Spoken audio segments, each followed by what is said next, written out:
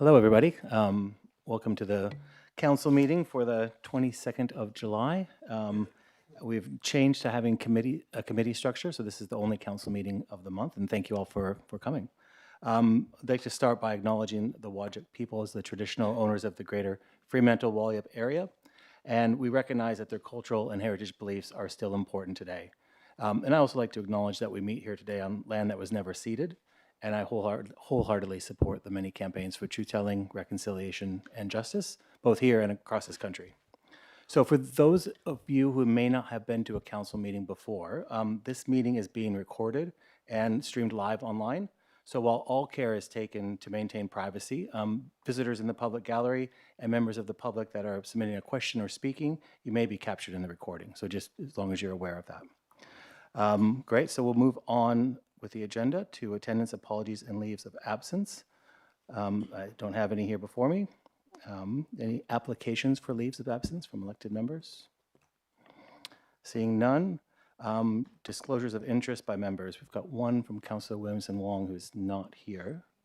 So we'll just leave that. Okay. Responses to previous public questions taken on notice. There were none. And now we move into public question time. So members of the public, you're allowed to speak for up to 3 minutes on an item that's on the agenda or ask general questions or really anything that you might like. At the end of 3 minutes, there'll be an alarm that sounds. And we just ask that because there are quite a few people that are here tonight to speak. If you haven't wrapped up your comments by the time that alarm sounds, if you could just do so as quickly as you can, that would be wonderful. Does that make sense for everyone? Okay, great. And we've got quite a few people here to speak on a certain item. So we're going to start with, just the order that we have them. Alan Greenwood, here to speak on item 5. Alan, yeah. So if you want to come to the microphone, like I said, at the end of 3 minutes, there'll be an alarm that sounds. And like I said, if you haven't wrapped up your comments by then, we ask that you try to get there as quickly as you can. Okay, thank you. My family moved into our apartment at 12 Parry Street in 2022, persuaded by the plans to make Fremantle an event and tourist hub where business and community shared in a vibrant lifestyle. Both have been willing to support the infrastructure by rates and community involvement. The proposed respite facility at 14 Parry Street is incompatible with a mix of well-established residential and recreational development surrounding it, with major implications for the safety of vulnerable youth. Circus WA's day and evening youth classes, CBC's student sports field, Fremantle Tennis Complex's classes will be all impacted. The mental, alcohol and substance abuse issues which accompany homelessness cannot be ignored as their orbit is extended from central Fremantle. I challenge the Director of Creative Arts and Community to address these glaring omissions to the strategic plan presented to Council. 1. 14 Parry Street occupies a site typically representing a large family home of 300 square metres. This translates into approximately 11 square metres of living space for high needs clients over 14 hours. 2. The present St Pat's facility at Queen Victoria Street has not provided a precedent for integration with surrounding residences. These concerns have been very well documented over the years. 3, young families are owed a duty of care which is entirely lacking in this proposal, where responsibility ends at 14 Parry Street's front door. 4, the Mayor is quoted as saying this proposition was not likely to lead to a further influx of people experiencing homelessness. This contradicts my discussions with council officers who admit there are daily bus influxes from other areas. 14 Parry would negate the need for any such commute. Fremantle is rapidly being perceived as a social services hub for itinerants rather than the cosmopolitan niche living destination touted by council and developers. Ratepayers have been evicted from the Civic Square benches, where the only public toilets have to be policed by security guards. Surrounding businesses receive the overspill in their shop fronts, Further provision of a night shelter will simply perpetuate this social issue while destroying the rapidly fading reputation of Fremantle as a vibrant, living and business community. Council, your primary responsibility is to rate-paying residents, not to the interest groups who would make our city a testing ground for their altruism. Community responsibility and kindness are not opposite virtues. Great, thank you. Next, I have Stephen Sampson.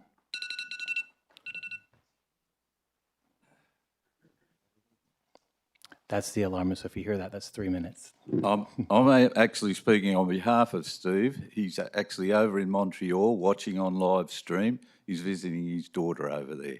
My name's Kelvin Fowler. My dealings with homelessness in Fremantle go back many years.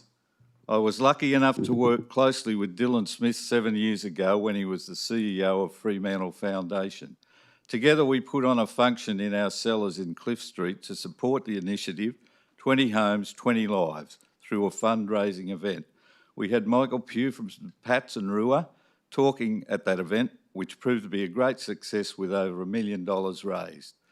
The initiative was for a permanent housing for unfortunate individuals or families who found themselves without a home, a permanent solution. Since that time, homelessness has got much worse and the streets and doorways are now home to far too many people. The social problems pervading our society of ever-increasing drug use, domestic violence and mental health issues has meant those in need of care find themselves on the street. This ever-increasing problem, which is predominantly a federal and state responsibility, has fallen on local councils to offer much-needed crisis support. Through a lack of coordinated government response, the homelessness are attracted to those areas where crisis supports are offered. Hence, Fremantle is seen by those in need as a place to get these much-needed services. The irony is that as Fremantle does more to attend to these needs, they attract more homeless people to the city. Fremantle punches above its weight in taking on the responsibility and management of this growing problem.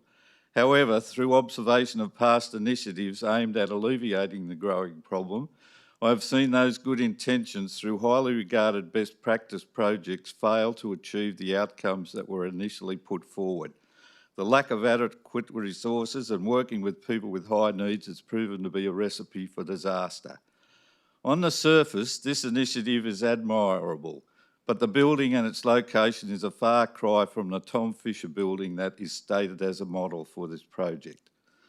Although homelessness may get a slight reprieve as an overnight stay, they still find themselves back on the street during the day. This makeshift arrangements will not break the cycle. The antisocial behaviours of a small percentage of the homeless is now pervading the CBD and works against the Fremantle Council's strategy of creating a thriving city, a livable city, a creative city. Much more needs to be done during the day to offer effective services that attend the needs of these people. What is the long-term coordinated strategy of local, state and federal governments working together to address homelessness in this state that affects real change and deals with the problems at root cause? It is a growing problem that piecemeal efforts will not solve.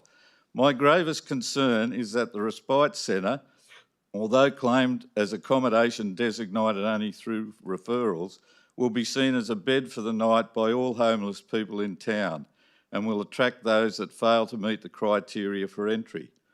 These people will most likely be those with the highest need and antisocial behaviour. How is this to be managed? Some in council are seeing this initiative as an Australian first and trying swiftly to put it into practice.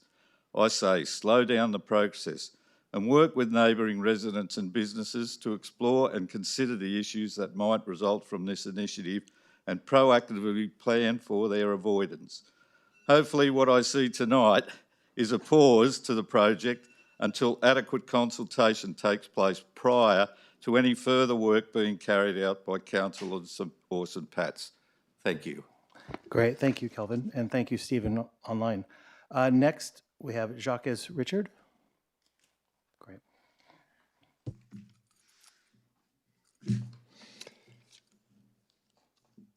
wait for the bell or? Okay. Thank you.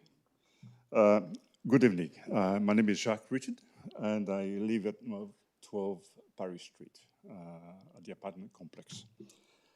I'm speaking regarding the number 14 Paris Street overnight respite proposal. Inequality is one of the great problems of our society. And of course, we must do our best to correct it. Certainly, Fremantle, like other parts of the world, is and has been confronted with this worsening homelessness problem. And Freo Council is doing its best to resolve the situation here. We are grateful for that. We at number 12, your neighbor, feels that there has been a profound act of indifference towards us. It is disappointing that a decision was made regarding number 14, without taking the time to advise us or give us an idea of the plan and bring some clarity regarding the project.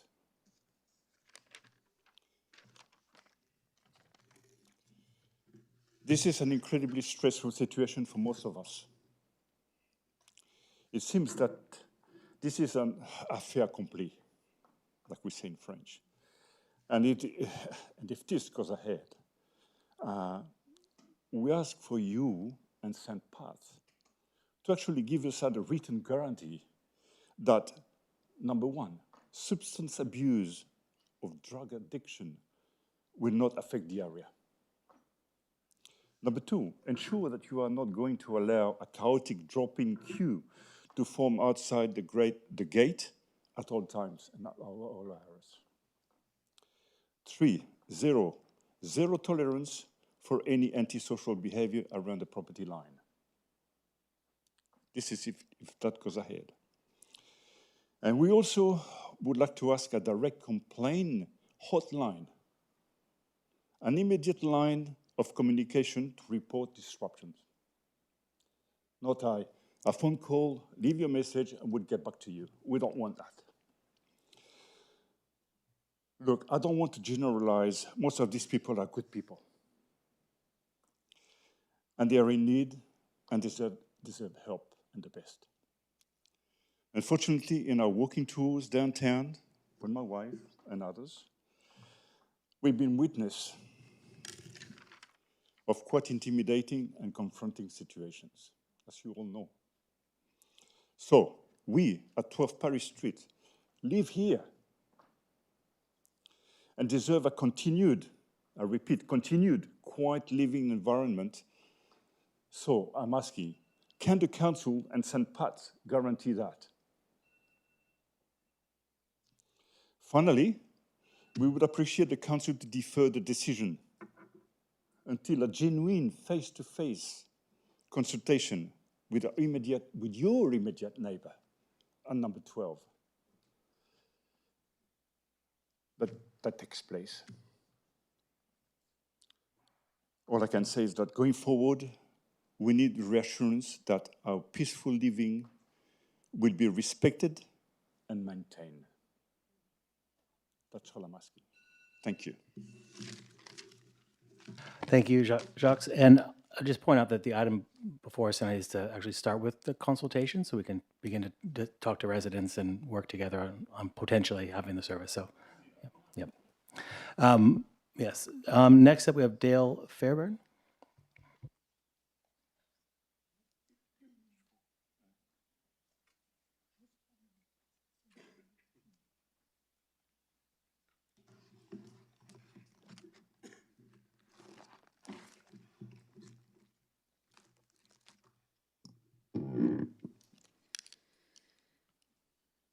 Mr. Mayor and councillors, recently, Mr. Mayor, you said something that resonated with me. You said this respite proposal could become a community-led response to a nationwide issue and that Fremantle has the opportunity to lead Western Australia by showing other communities what can be achieved. I support helping people experiencing homelessness. My request, however, is that we raise our ambitions beyond approving a building. Many years ago, I was not earning enough to pay my mortgage and I had to sell my home. I was scared I would have to live in my car if I even could afford to keep my car. It was the scariest time of my life. I never want another single woman or anyone to go through that experience. I believe this respite proposal presents an opportunity that is bigger than simply approving a building to be used as overnight accommodation for 28 people. I put to you that the City of Fremantle has the opportunity to create a model that balances compassion for vulnerable people while including the neighbouring residents and businesses' input for a bigger scale solution that can be a model for other local governments. Currently, residents and local business people are scared that Parry Street will experience the problems that we see on Queen Victoria Street, with its combination of homelessness, drug and substance abuse, and mental health problems, etc. Whether every perception is accurate or not, they are real concerns. I respectfully ask Council to broaden this respite proposal into a genuine community partnership model, which has a simple purpose: to create one of Australia's safest, most compassionate and best managed neighbourhoods where people experiencing homelessness receive effective support, residents feel heard and respected, local businesses continue to thrive, and problems are addressed through collaboration rather than conflict. That would also include a commitment to learn from existing services operating in Fremantle and to apply those lessons here.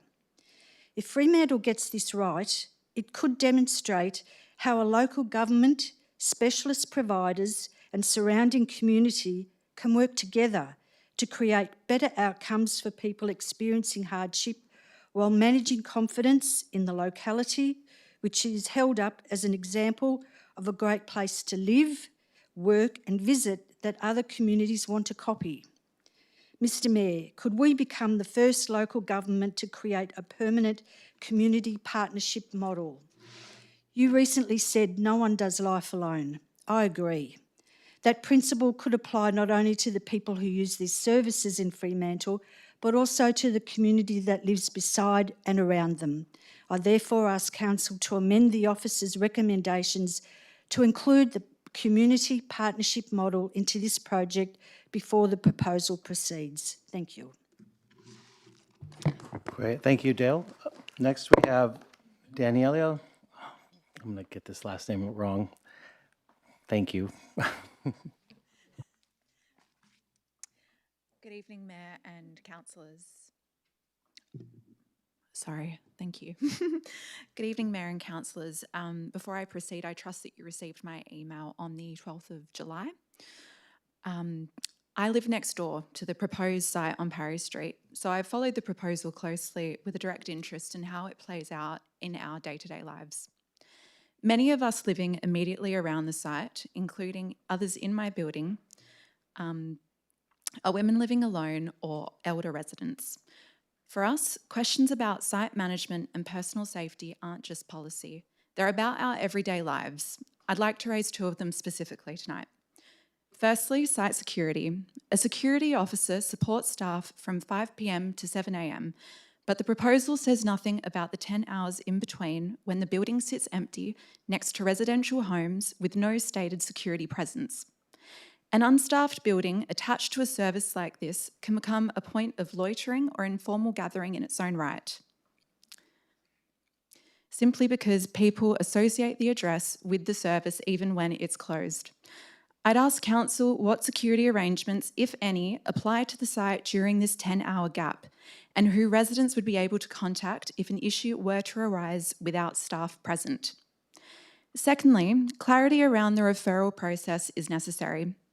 The proposal tells us referrals will allow for stays of up to 10 nights at a time, but it doesn't explain who makes that referral decision, on what criteria, or how a person's suitability and risk profile are assessed before they're placed along other vulnerable guests. If 14 Parry Street is designed on the same principles as Tom Fisher House, described within the proposal as being low barrier and low threshold, I ask what that means in practice. specifically what the referral process filters for and what it doesn't. This matters both for the safety of the people staying there and for the confidence in how the service will operate night to night. I ask that Council require a clear, documented referral and screening protocol, including who conducts it and what it assesses before this proposal proceeds. As a young woman living independently next door, this isn't hypothetical for me. It's about who's outside my home before the staff return. That's a legitimate, specific question, and I ask Council to explain how that's being considered. Thank you. Great, thank you. Next, we have Kim Fowler on the same item.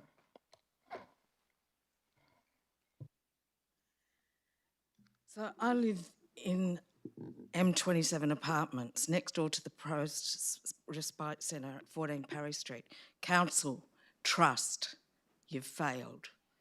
The proposal for the respite centre is going to be based on the principles of Tom Fisher House. They recognise the relationship between trauma, homelessness, mental health, substance abuse, antisocial behaviour.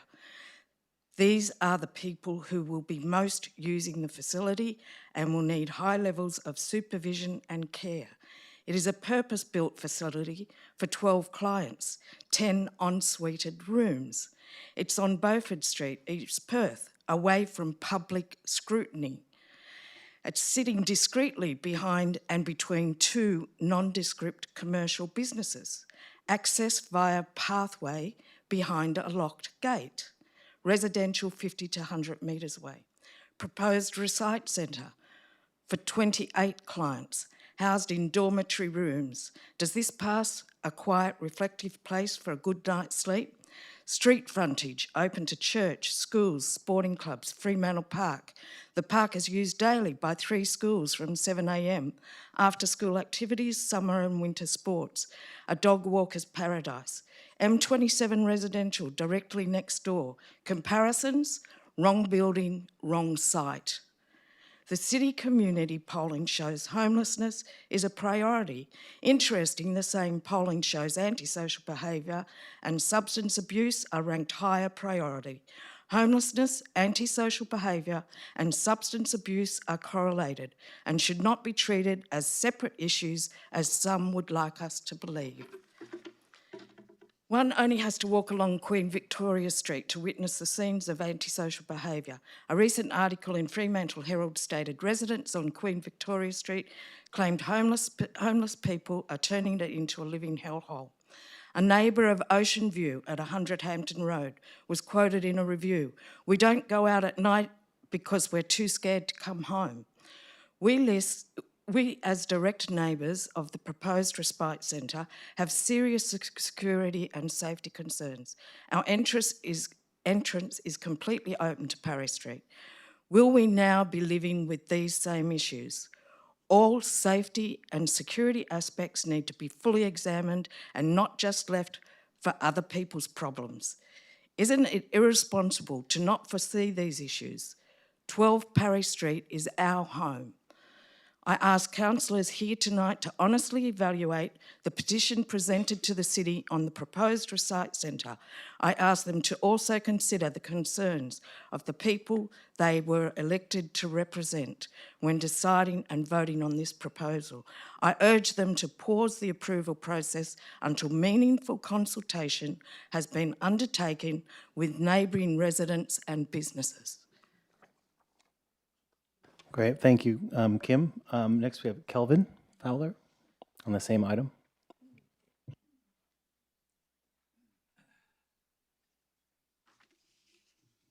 Yeah, good evening all. I'm Kelvin Fowler. I live in M27 apartments.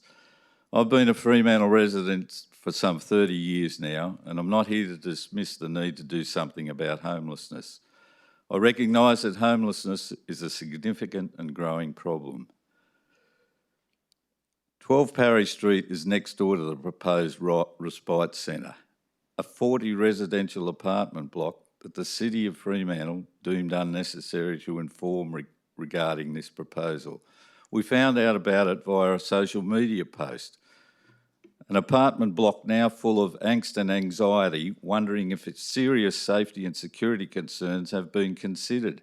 Our driveway and front entrance are completely open to Parry Street. I acknowledge that the City and St Pat's have, just this Monday, afforded some members of the M27 Council of Owners a walkthrough of the proposal. This can't just be a box ticking exercise, however. All residents need to be engaged. I always thought that this part of the city was promoted as an arts and recreation precinct. Near the proposed site, there is a primary school, 2 high schools that use this area to access to and from the CBD. Fremantle Leisure Centre, bowls and tennis clubs and sporting ovals used all day by the schools. Has the city considered that they may have concerns also? The addition of Circus WA and Fremantle Press next door in the old substation building adds to the arts recreation precinct. What are the city's plans now for this precinct? At the Strategic and General Services Committee meeting of the 8th of July, an amendment to the officer's recommendation was made and carried to include the undertaking of community engagement, which included local and citywide stakeholders. Until this consultation is presented and considered, I ask the councillors here tonight to actually think about the people they were elected to represent and consider that amendment when deciding on this proposal tonight. I urge them to pause the approval process until meaningful consultation has been undertaken with neighbouring residents and businesses. Thank you. Great. And I'll just also note there will be an approval process through a planning mechanism, as well as if this item is approved, we'll start the consultation with the public as well. So, and next we have Lizette Stevenson on the same item.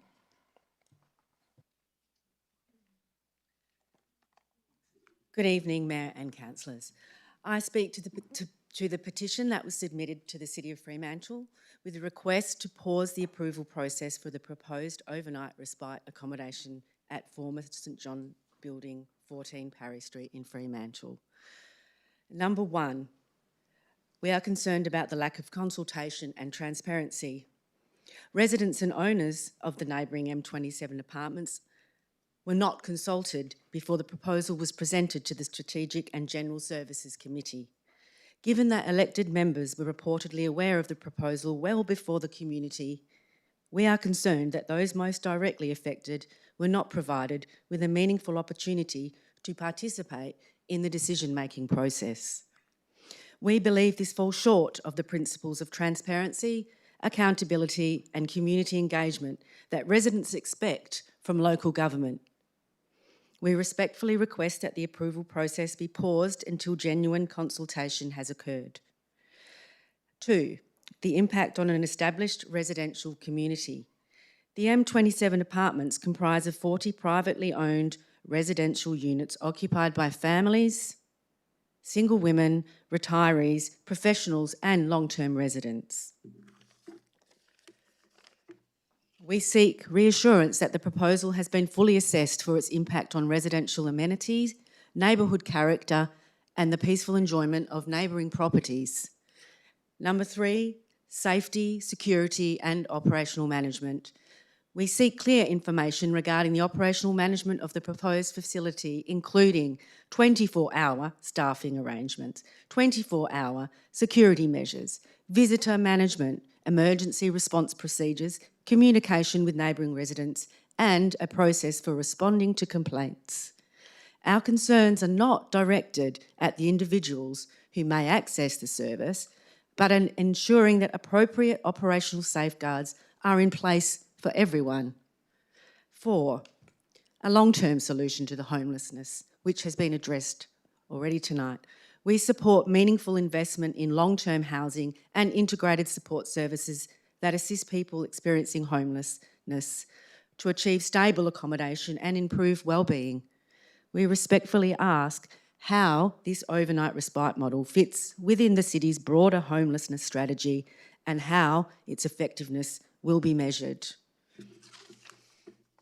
Finally, we therefore respectfully request that the City of Fremantle, 1, pause the approval process until meaningful consultation has been undertaken with neighbouring residents and businesses.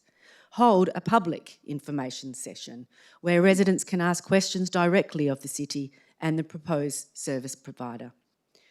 Release all relevant planning documents, operational management plans and impact assessments. Undertake independent assessments of traffic, parking, residential amenity and community impacts. Explain how the proposed overnight respite accommodation aligns with Fremantle's broader homelessness strategy. Demonstrate that alternative locations have been properly considered. Ensure that any future decision appropriately balances the needs of people experiencing homelessness with the rights of neighbouring residents to safety, transparency and the peaceful enjoyment of their homes. We respectfully ask the City of Fremantle to carefully consider the concerns of the local community before making any final decision regarding this proposal. Thank you. Great. Thank you, Lizette. And I'll also just note again that there's be multiple opportunities to engage if this does progress. And in the agenda, it says that council's approval at this stage will allow the city and St. Pat's to begin the community engagement process. So this is about beginning exactly that. So I just wanted to flag that for everybody that's here. Next, on the same item, we have Tracy. Great.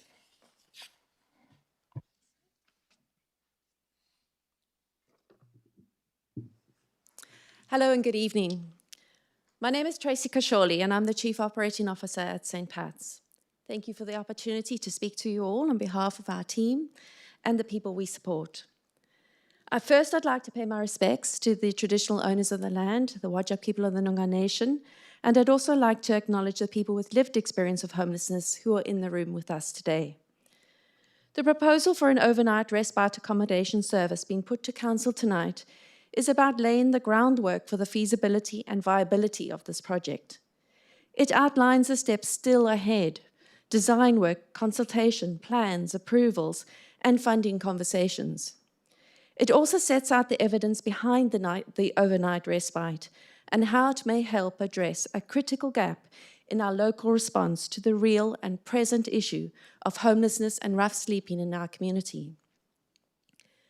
But reflecting on the discussion at the Strategic and General Services Committee meeting, I think that in the important task of sharing the information and detail needed to help council and community understand the proposal, it is also important that we do not lose sight of the proposal, what is at this proposal at its core. It is about people. It is about people out there right now sleeping on the streets. It is about simply providing a place to rest for a few nights in safety and dignity and a chance to connect with professional support and a pathway home. It is also about the people who work in Fremantle, the businesses, services and schools. For us at St. Pat's, it's about our staff and our volunteers who are supporting people amidst the worst housing crisis in living memory.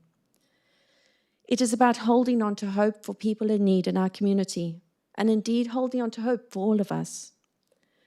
This proposal is about the people who live in Fremantle too, who might be housed but have the same right to dignity and safety as everybody else. Community members have the right to ask questions about what the service means, what the impact might be, and how they will be heard. Those questions are legitimate, and we are committed to engaging with them.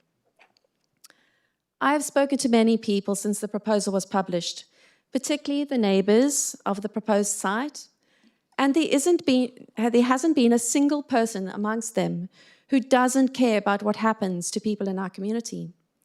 Every conversation has been constructive, marked with respect, openness and curiosity. Above all, compassion and the desire to make things better. An overnight respite service is not going to end homelessness on its own. Just like no organisation or part of the community can end homelessness by themselves. We will continue to advocate for more services and long-term housing solutions. The proposal before Council is not the end of the process to establish an overnight respite service. It is just the beginning. Community consultation, detailed service and operational planning, approvals where required, and funding advocacy is all still needed to occur. St. Pat's is committed to working in partnership with the city and being part of that process in good faith, listening carefully, sharing information openly, and working with the city, neighbours, local businesses, services, and people with lived experience to establish a service that is safe, accountable, and effective. A caring community can respond to homelessness with both compassion and practical planning. These things are not in conflict. So I urge the Council to take bold action, as we at St. Pat's like to say, to lead with courage, care, and common sense, and approve this modest but critical and meaningful step in what could be someone's journey home. Thank you. Great, thank you. Next, on the same item, we have John, former councillor, John Strachan? John? Yeah, forgive me for butchering your last name.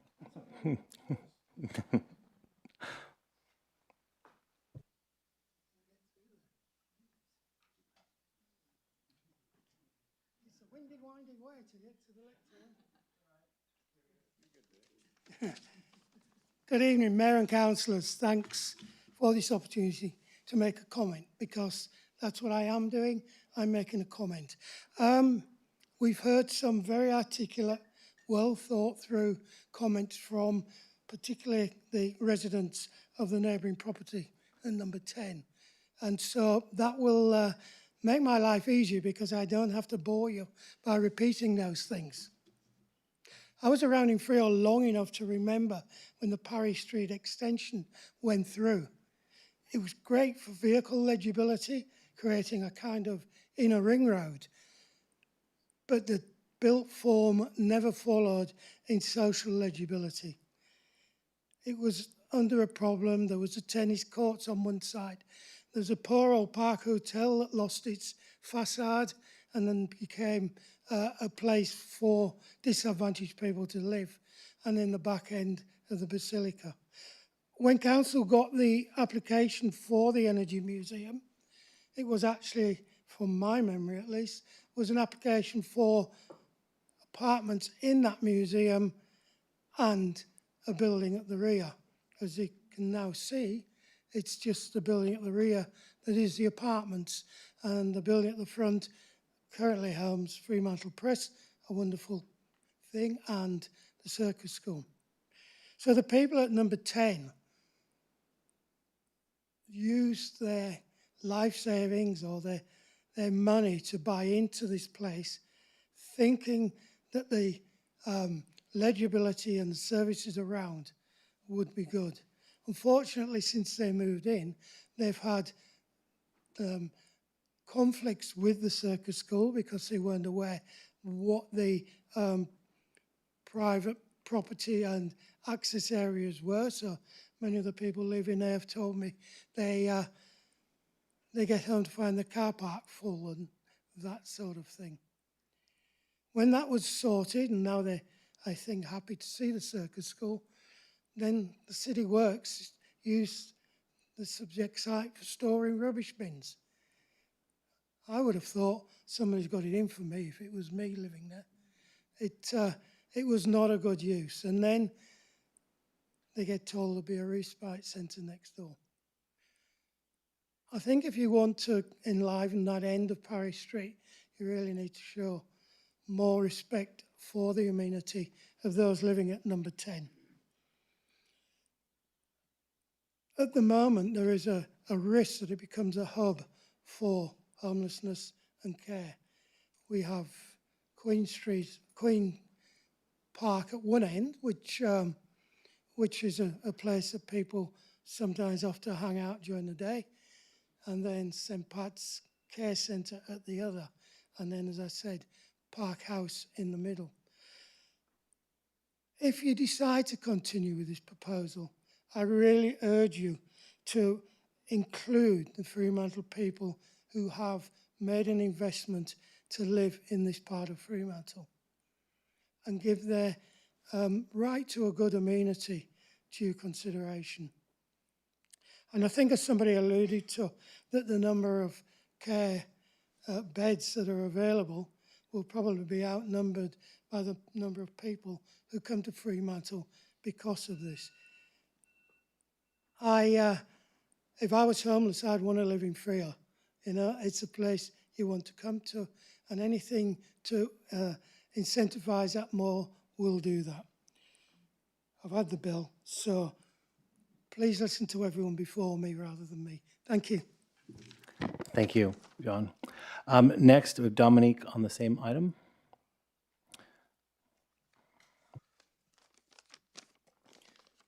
Just some housekeeping. I'm not a resident of the city of Fremantle. I'm acting on proxy to 2 homeless people out on the streets tonight. Plus, hopefully, I speak on behalf of other homeless people. I worked at the soup kitchen at the Buffalo Community Centre, or the Buffalo Club. That done.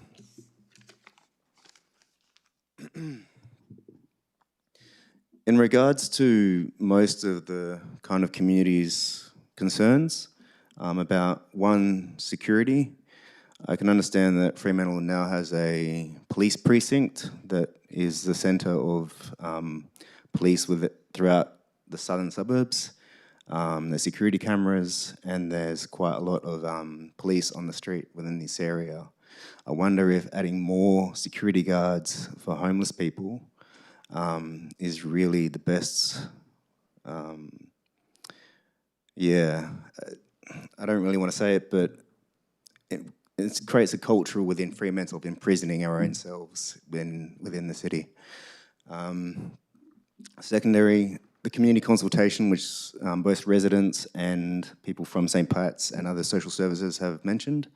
The consultation process, I hope, engages homeless people.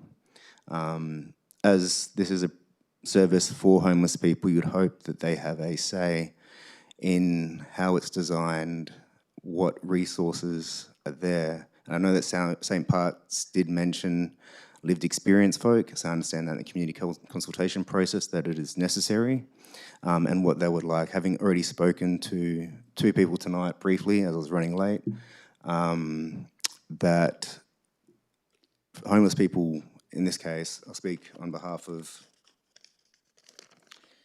Laurel Moffat, that and Charles Kennedy, that they do not want people from the eastern states or homeless people from other areas coming into and getting priority for these services for the city of Fremantle. As local residents in the city of Fremantle, prioritising homeless people that live in these streets is what they prefer, or they as an othering, but what hopefully some of these local people within this area prefer. Security, residents, I don't think there's much else that I really want to say, besides the fact that the budget for this of $1.5 million, I'm assuming, is 5 years almost of wages for 3 full-time staff, 1 security person, and 2 St. Pat's people. Again, I think they might be overestimating the necessary kind of security for where someone lives or stays. And maybe that could be reassessed given the community consultation. I don't think there's really anything else I want to say on this. Thanks. Thank you, Dom. Again, on the same item. Was that the 3 minutes or was that a caution? Oh, that's 3 minutes. All right, cool. Have some leeway because folks don't always get everything out at the 3 minutes. Thank you. Wonderful. On the same item, we also have Brett Goning. Thank you, Brett.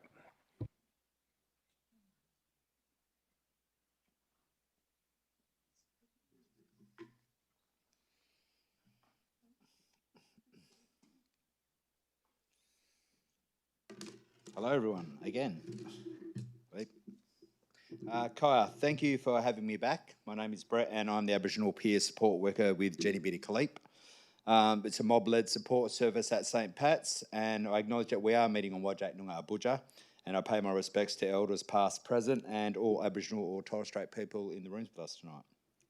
As someone with lived experience of houselessness and rough sleeping in Freo, I want to thank the council for taking the first step.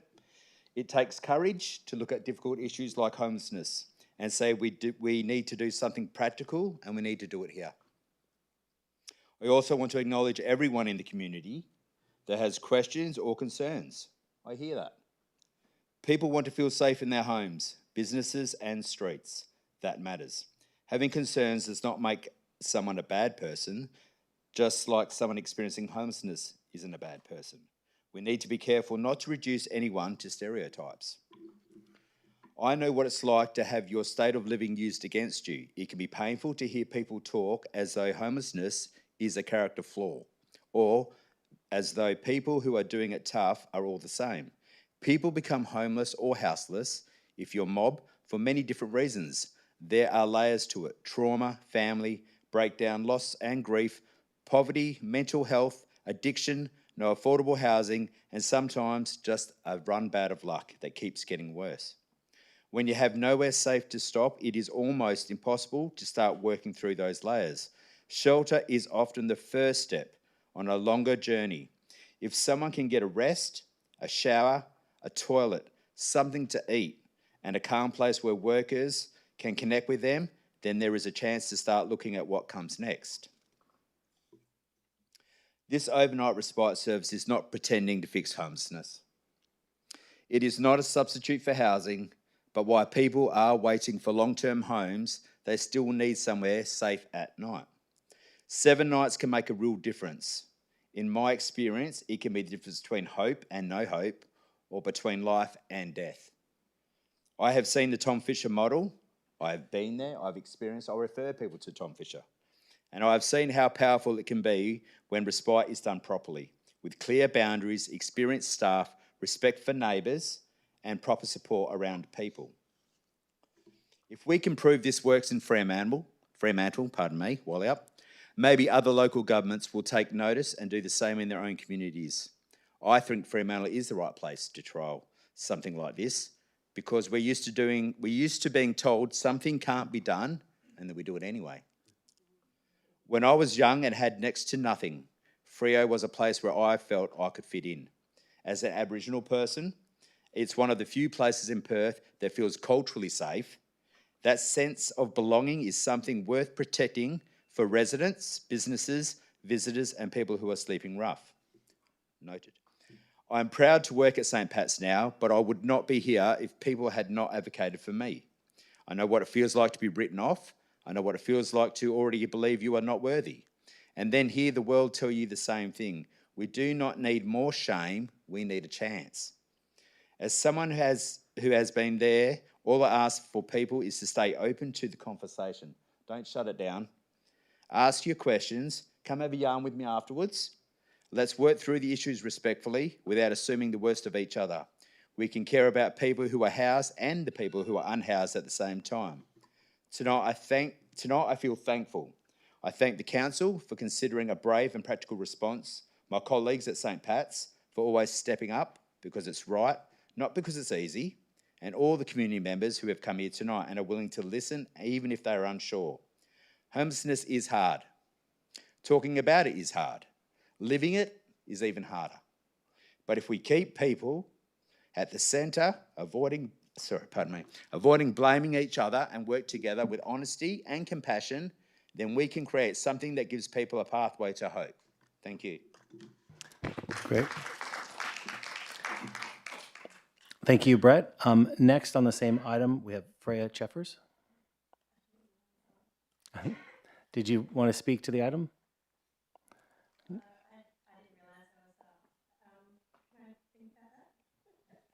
Yeah, so I've got a few other speakers on other items. And before I go to those, I was just going to ask if there anyone else that wanted to speak to this item.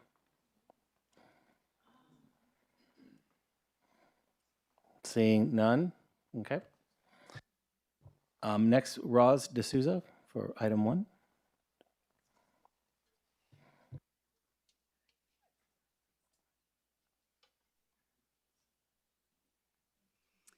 Good evening, Mr. Mayor, Mr. Dougal, councillors. Let me just get my quick notes here.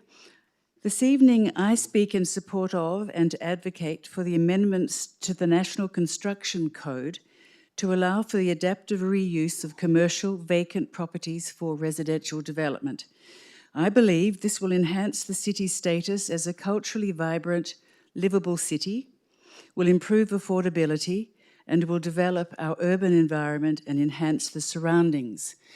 I did submit some photos, and I'd like to invite you all to come on my little journey of changing some shop fronts into a livable opportunity.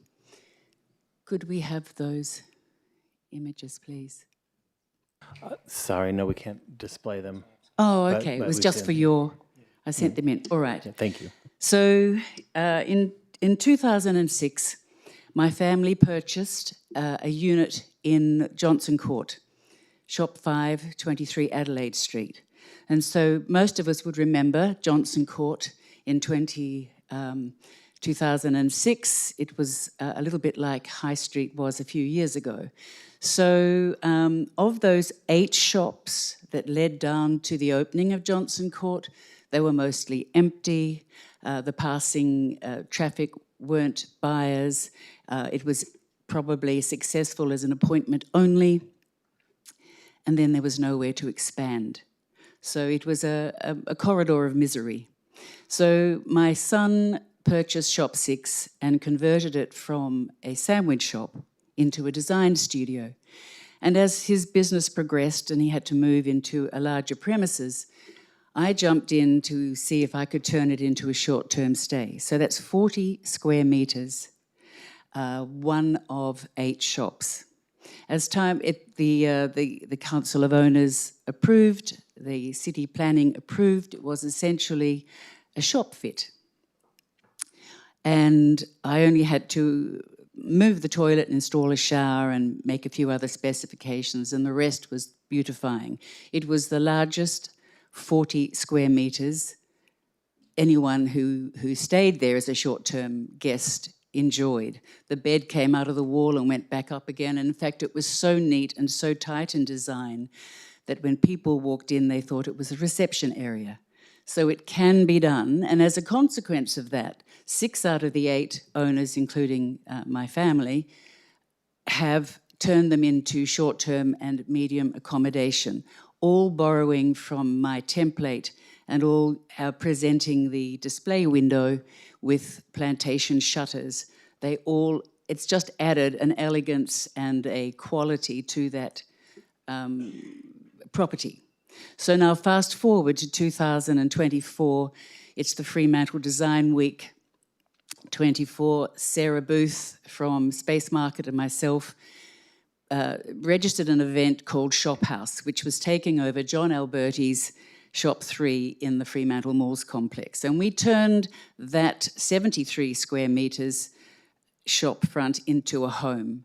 And we had a street gallery petition with a bed behind it. So when you first walked in, you thought it was either a consultation room or it could have been a draftsperson's office.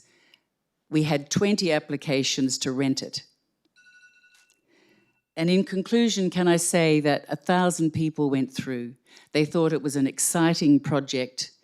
If John Alberti wasn't the JP, we might have been able to pull one and rent it to someone, but he wouldn't be in it.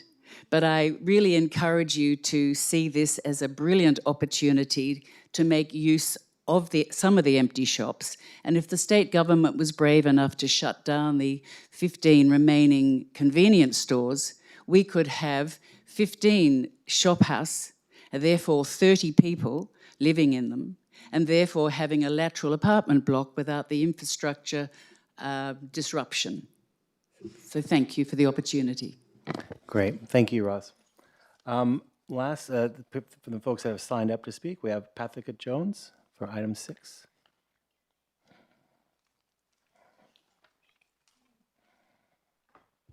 Thank you. I'm here again on, there's a housing crisis for birds and trees. So I wanted to address the significant tree policy, probably most particularly, because I can see that the overarching tree policy is coming along beautifully. I'm not so happy with the significant tree policy, so I'd like to give you my thoughts and feelings on that. So I'm going back, as I said before, I've followed this since about 1995. And I'm going to refer to John Sender's update of the policy in 1995 that was referred to again in 2019. So I've written this so I don't stutter too badly. I have a lot of faith and trust in Parks and Gardens planners, who were the original people who formatted the tree policy. And I hope that council and community will hear and see the value of their intentions and their real understanding of canopy, root structure and heritage. And I'm going to say here that I have no consent to speak on cultural matters, but you may hear that some things are understated and implied in what I'm going to be saying. The most recent iteration of the tree policy that I've read is John Sender's, the closest to the intentions of the earlier iterations, and he's part of that the original team who wrote the policy that really sort of started to encompass and embrace the intention of the significant tree aspect of it. So I've lost my spot. Okay, so my understanding of his review is that he redesigned, owing to some aspects and content, to fit changes that had been made in state legislation that dealt with cultural heritage. And he made recommendations to include some areas of vegetation to a system 6 areas of significance. Those included Clontarf Hill, Cypress Hill, and he sought preservation of vegetation by the council, the City of Fremantle, of vegetation at Hilton Primary School, Swanbourne Street Commonwealth Land, and vegetation at John Curtin High. Some of this reflects, in my mind, I'm looking at the watering down that's happened with the significant tree policy, and I would just really appreciate if that can be brought up more solidly. Again, I'm going to keep going because this is probably my last shot. So my understanding is that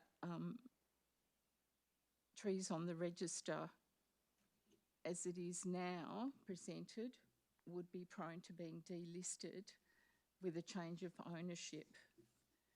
In 2019, it states in minutes that applications to remove a tree or vegetation area on the register not associated with other development will be assessed against criteria and considerations. Withdrawal of the support of the owner of the land will not be considered sufficient reason for removal of a tree, and I would like very much that the significant tree policy guards trees into the future, that they're not there at the whim of the next person that comes along. I think the scope of it can really sort of embrace some of the past understanding, and I guess I'm running out of time, so I still would like to say that I would like my tree that does have heritage and cultural value and is home to red forest cockatoos and Carnaby cockatoos and is recognised as that by community. I would really still like that to be considered for listing. Great, thank you. Thank you. All right, now that's all the people that we have that have signed up to speak during public question time. Is there anyone else that would like to speak on an item or questions? Freya? And again, at 3 minutes, there'll be an alarm, and if you haven't finished your comments, we just ask that you wrap it up. That's okay. Apologies for my faux pas earlier. I just wanted to say it's been really good to hear the whole, sort of all the sides about the respite situation. And from experience, I just wanted to let residents know, or if it gives you any hope or comfort, I've taken home or brought in and given respite in my own home to a lot of homeless people. And for a night or two here and there over the years. It's just something I've done for a long time. And I've honestly never had any problems with anyone. They've just been nothing but grateful to have a roof over their heads. And I currently have a person who was sleeping rough as a housemate, and she's worked out, she's been awesome. So yeah, everyone's really grateful and gentle and kind and respectful. You know, obviously there's drug and alcohol issues, but when I basically lay down the rules, it's respected, and yeah, I just thought I'd share that to give you a bit of insight. Thanks. Thank you, Freya. Again, that's all the speakers that we have registered to speak. Is there anyone else that wishes to make comments or anything during public question time? Okay, well, seeing none, we'll move on with the agenda. We're now into petitions. And the first petition here I've got from Lizette Stevenson, and it's for Councillor Sullivan. Did you wish to speak to the petition, Lizette? Okay, great. And have you received it, Councillor Sullivan? I have, thank you, and I'll present the petition, which is largely from residents in the vicinity of the Respite Centre, principally number 12 Parry Street, and also some other addresses in Queen Victoria Street, and a few from further afield. It's a request to pause the approval process for the proposed overnight respite accommodation at the former St John's building at 14 Parry Street. The rationale is over 3 pages, so I won't read the entire 3 pages out. It will be presented into the council minutes. But essentially the reasons are the lack of consultation and transparency, the impact on an established residential community, safety, security and operational management concerns. A long-term solution for homelessness needs to be found, existing services and community capacity concerns, and whether or not the council would be prepared to consider alternative locations and the like. So much of exactly what was already being spoken about tonight. So, Mr Mayor, I'd like to present that petition to the city for a response in due course. Thank you, Councillor Sullivan. We have another petition this evening from Lisbeth. Is Lisbeth here? No. Okay. Can we still receive it, or?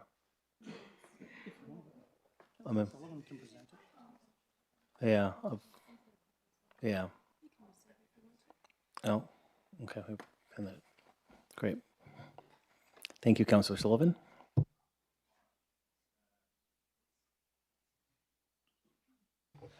Yes, so it looks like Councillor Williamson-Wong was given the duty of presenting that, so in her absence, I will present that as well.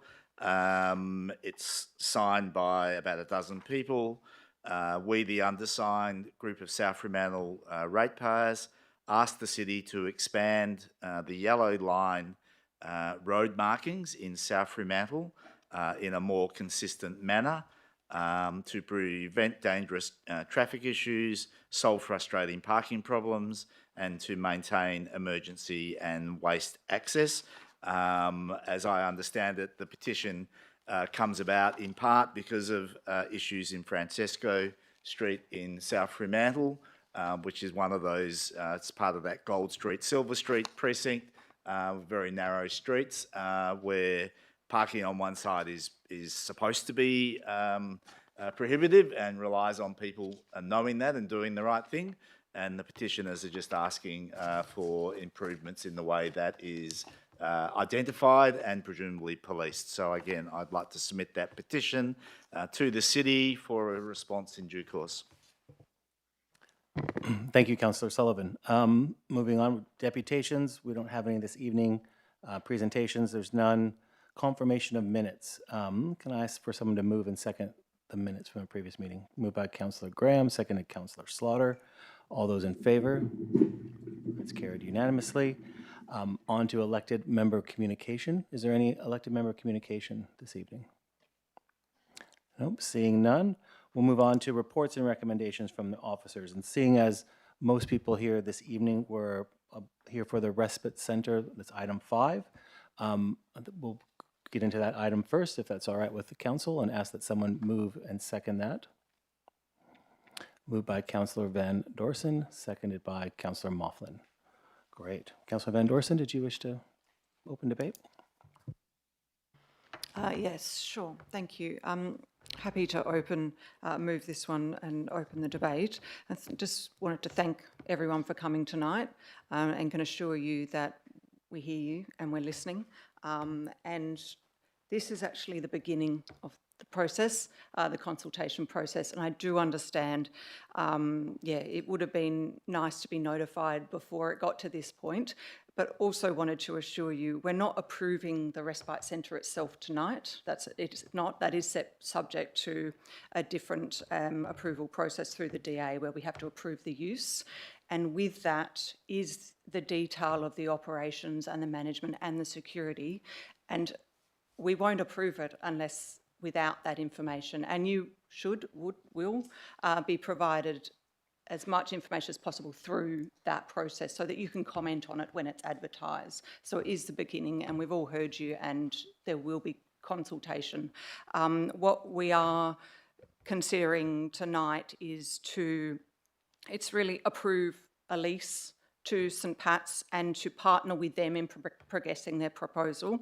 As everyone's aware, we have a real issue in Fremantle with homelessness and a housing shortage, and we have St Pat's who do a wonderful job, and they're looking to expand their services to help the homeless people with a respite centre, and we've shown it can work in other areas such as Tom Burke House. Whilst this is a different proposal, all the details will be operations in the operations management plan, which and the operators would have to comply with that.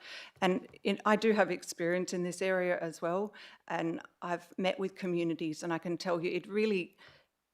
We all understand the problem. I hope you're all sympathetic to it and want to help these people in a community, because actually when they're given, vulnerable people, and not just homeless people, but all the vulnerable members of our community, when they're given the support they need, you don't have the issues with the neighbours and what have you. And when you've got an organisation providing a good support, and operationally they're managing the facility well with good security, providing the support they need for the residents, working with the neighbours and community, it can work really well. Well, I've experienced it myself, and I do it for a job, in fact, part of my role. So I can tell you it can work, but it is with goodwill and I think everyone just having a positive attitude towards it and wanting to work together to solve the problems in Fremantle. Ultimately, I do think the community engagement also has to be ongoing. It doesn't stop at any point. So if you've got a facility such as this in your local area, engaging with the neighbours, I mean, it's fundamental. There may be issues. We had someone speak tonight and say not in their experience of hosting people, and I know in Tom Burke House, to my knowledge, there's not complaints to council or anything. Again, when it's managed well, it can work in a residential area.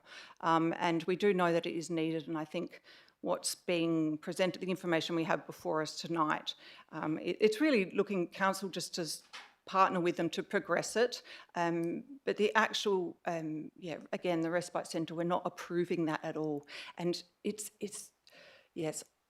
is hard, and I guess in hindsight, you're sort of looking, when is the best time to engage with a community on these things? It's a very sensitive sort of proposal. And I suppose where we're at now is they're looking for a lease agreement so that they can progress to a DA. Maybe it needs a review process, but we're doing our best to work with the community. And the next stage is certainly, and it's in the decision tonight, and the motion is to commence the community engagement process, and then we can really hear you. There'll be, we heard you tonight, but put in your submissions and we'll work with you and St Pat's to address concerns and make this work for everyone and all parties. Yeah, that's all I have to say. Thank you. Thank you, Councillor Van Dorsen. Councillor Sullivan. Thank you, and I'll try and bring it back into the council conversation as is required. I just wanted to ask a couple of questions first, because I think some matters probably need to be corrected or at least stated clearly. The first one is my understanding of the motion is that we're not approving a lease tonight, but we are improving, I guess, an exclusive working relationship to develop up a proposal. Is that the correct way of defining that? Through the chair, that's correct. It does allow for me to negotiate terms of a lease, though. So in terms of approvals, we, the council, will not just be dealing with a development application. Will we be dealing as the landowner at some stage with the final proposal, or is that being delegated directly to you? Oops. Through the chair, the DA process will follow normal advertising and application processes. Subject to feedback from the community, it will then come through council for processing and decision making. Sorry, but the question is that's not dealing with the landowner aspect. Are we, the council, seeing this again as landowner and determining whether we want that to go to the DA phase? It was intended, first of all, that the city would put together the proposal and then come back to council. So there would be two processes, a development application process and a further consideration as the landowner prior to that. Yep. So that, again, that was my understanding, but I thought it was important that that was made clear. So in terms of the application or the aspect before us tonight, as has been said so many times already, you know, this is the beginning of a process, and I understand that people are rightfully concerned about that. But you know, apologies to Churchill, but it genuinely is the end of the beginning. Sorry, the end of the beginning, not the beginning of the end. You know, so. It's certainly not a permanent answer. No one is pretending that that's the case, but it is more than just a finger in the dike kind of idea or solution. You know, people experiencing homelessness do gravitate to our centres quite naturally because this is where they feel safe. It's where at least they feel safer. And it's you know, not possible really to sleep rough or to be homeless that easily in the suburbs because of the nature of what the society works. I mean, certainly people gravitate to centres, not just our centre. You know, all centres across the country are experiencing an increase in people experiencing homelessness, gravitating towards centres. And it's obviously therefore also where the services are provided, because it is a bit chicken and egg, I guess, and I acknowledge the comments that were made suggesting that it creates or generates more homeless people coming to Fremantle. I don't think we're generating homeless people by providing services. I think we're trying to help those people experiencing homelessness. It's absolutely correct what the community have been saying tonight, that the real issues, the real solutions actually still need to be provided. And I don't think this council is in any way lost sight of that. You know, the sorts of things that we desperately need in Fremantle are in the vein of the Common Grounds projects that have been delivered in other centres, but we're yet to see the state government helping us with that here in Fremantle. We absolutely desperately need the next phase of Common Grounds, or whatever they want to call it, because it provides a genuine transitioning out of homelessness. But beyond that, we literally cannot solve homelessness without also solving the housing crisis, because at the end of the day, there just aren't enough houses. And we all know that. So we do still, we do need to be doing things in the interim. And this is one of those projects. It does need to be done in a way that does respect all of the stakeholders involved. It needs to mitigate the concerns of the neighbours. I want to see the process from here on in being very focused on how to do that.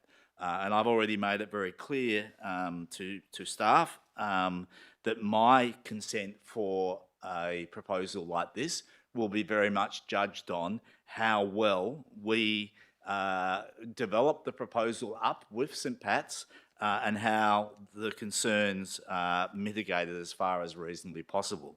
And as I've said in my emails, that's not just about the centre alone. I don't think we can develop a concept for this centre looking at it from only the inside. We need to look at it from the outside, and we need to look at the precinct that is around it.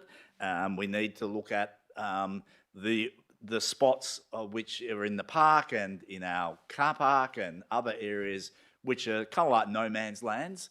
And of course, we know that unless places are genuinely activated and genuinely safe and genuinely attractive for everybody to feel welcome in them, then the only people that will be there are the people that don't have anywhere else to go. And that is the absolute reality of many of the places in Fremantle, because we have areas of Fremantle where no one else wants to go.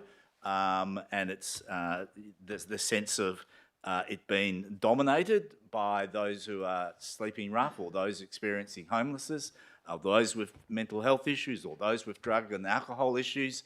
That's what they see. So unless we start dealing with some of those places and making them genuinely safe and genuinely attractive for everybody to utilise, then that will continue to happen. And I think there is great opportunities to utilise this proposal to help fix some of the inherent public realm issues that are all around that site. So I do think that we should support this. I do think that there is a genuine process of developing it up. It is different to the other proposals that have been touted as examples, because it does have a different setting, and we need a particular response to that setting.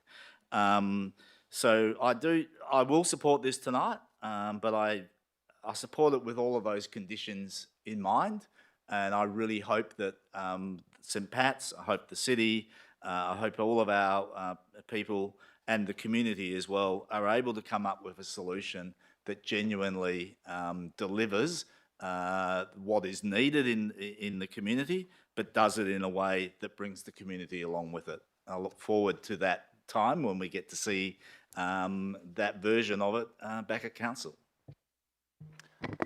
Thank you, Councillor Sullivan. We're in council debate now. Councillor Clark? Thank you. I do have a question, just following on from Councillor Sullivan's comments about future steps. And is it correct to say that there will be an engagement, a full engagement plan provided to us as council to consider as part of this process? Thank you. Through the chair. Yes, so if the item is approved tonight, we would design and confirm an engagement process. Typically that would look like an open door engagement with the immediate residents in the adjoining Parry Street complex, noting we've already met with some members of the Council of Owners. Thanks for your time earlier this week. And I am contactable at any time to take on further feedback through the process. There'd be targeted engagement with local businesses in the precinct, including Freo Park and the clubs there, Services Australia, Clancy's Toy World, Alchemy Saunas, Fremantle Press, Circus WA, and others in the area. We typically look at organising 2 to 3 on-site drop-in sessions at the proposed Parry Street site to be conducted with St Pat's representatives and relevant city staff. And these on-site sessions would allow nearby residents to come in, see the space, seek clarity on the proposal and ask questions and submit feedback in person. Alongside those elements of a consultation process, we would typically run an online consultation opportunity, which would run for about 6 weeks, allowing residents from both close proximity and around the rest of the city to provide their written feedback. Thank you. I agree with a lot of what has already been said tonight, and thank you to the residents who've already come to speak again at this meeting. This is the beginning of exploring and looking at every single facet of what this possibly could be. I too have a million questions, and that is something that will come through as part of this process. And concerns, then there's legitimate concerns, and yeah, there'll be a lot of questions and a lot of consideration. At the end of the day, though, I understand that this has to succeed for everyone, so improvement in amenity and the living space around in Parry Street for the residents is probably the top priority, and also looking at the people who could be assisted should this go ahead. There's a lot of hurdles to jump, including funding, which is probably the biggest of the hurdles. The building itself, people did mention earlier about the building and could there be another building. This building is owned by the city. I guess it gives us more control and the ability to, it's actually a really well laid out building when you do look at it and get that information. But I feel that we have more control when it's our building, and if there wouldn't be another building that we would own that would fit this. And at the end of the day, we're just looking for improvement for everyone. Thank you. Thank you, Councillor Clark. Councillor Slaughter. Thank you, Mr. Mayor. I definitely support this proposal. I think that the reports that Council has received through the committees has given us a place to start from, which is the whole point. We couldn't have gone to the community if we didn't have the structure and basic skeleton of a plan, and neither could the city nor any partner that we work with find a funding opportunity pathway without it. So for those reasons, I'm really pleased that we are starting. We've got a year in this agreement to look at how things could work. And within that time, there will be many opportunities, as we've heard from the director, that for engagement as the plans solidify or develop, however that may be. And so I'm very pleased that this has passed its first committee and is back here in front of Council, and I support it. Thank you, Councillor Slaughter. Councillor Mofflin. Thank you. Yeah, I also support the officer's recommendation. At the committee meeting, I made the comment that our community have been asking us as a council to put money where our mouth is in regards to the issues that our community faces. But what's really important in regards to this is that we all want it to be successful. And, you know, we have heard from residents tonight about their concerns, and it will only be successful when everybody sees it as being successful. Not just, you know, select few, but when everybody sees it as being successful. And I think, and as I understand, this is being approached with that view for it to be an outcome that delivers for everyone.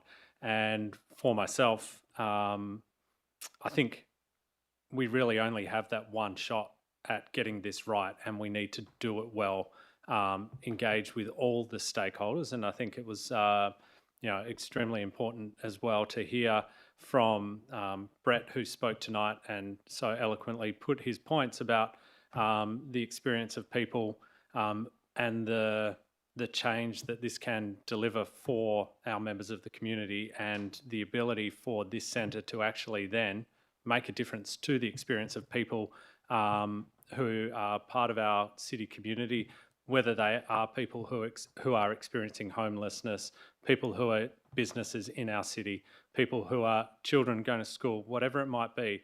This centre has the potential to be able to contribute to improving our city overall. And so I think I'm really excited about what this might be able to bring, and as I said at the beginning, to ensure that there is the lens of this being a success for everyone as part of doing that work. Thank you, Councillor Moughlin.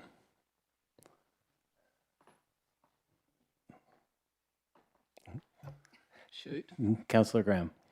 Thanks, Mr. Mayor. Look, we've heard a lot about homelessness, so I'm not going to go into any of that. I'll mostly just go into a little bit more of the nuts and bolts of this proposal. First up, I'd just like to bring up a couple of things in the report, which makes me scratch my head a little bit. There is one section where it says that the city's been in communication with the St Pat since December 24, and then it was brought to an IEM in November 25, so that's virtually 12 months. And here we are now, another 6 or so months down the track. So we're about 18 months this has been floating around, and we're now at the pointy end of trying to get public consultation. I just find that a little bit, I'm just bringing it to everyone's attention, because I do find that a little bit odd, and I think that we could have perhaps saved a lot of angst if we'd had perhaps rethought this out a little bit.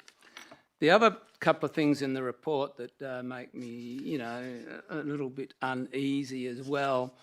Mention is made about homelessness in the Community Health and Wellbeing Plan and the Community Safety and Crime Prevention Plan.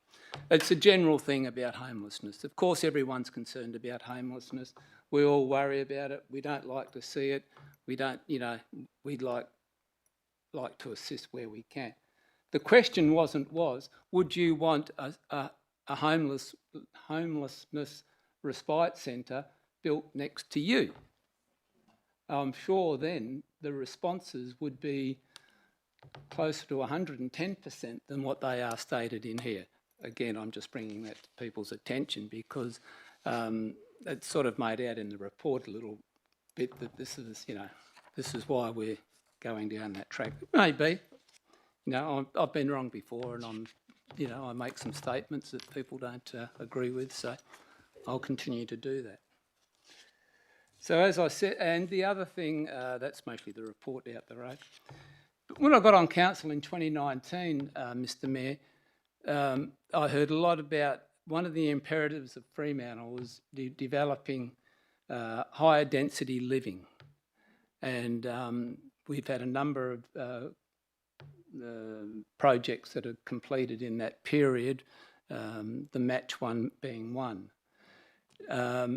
We have tried to sell the Quarry Street site since 2019 when I got on, and that has been held up. The fact that the council have always wanted a laneway there or a walkway, and we've never been able to sell it. So this building, the St John's Ambulance building, I don't think too many people in Fremantle would have known that the City of Fremantle owned that building. I've lived here, a long time, and I always thought it was a state government building.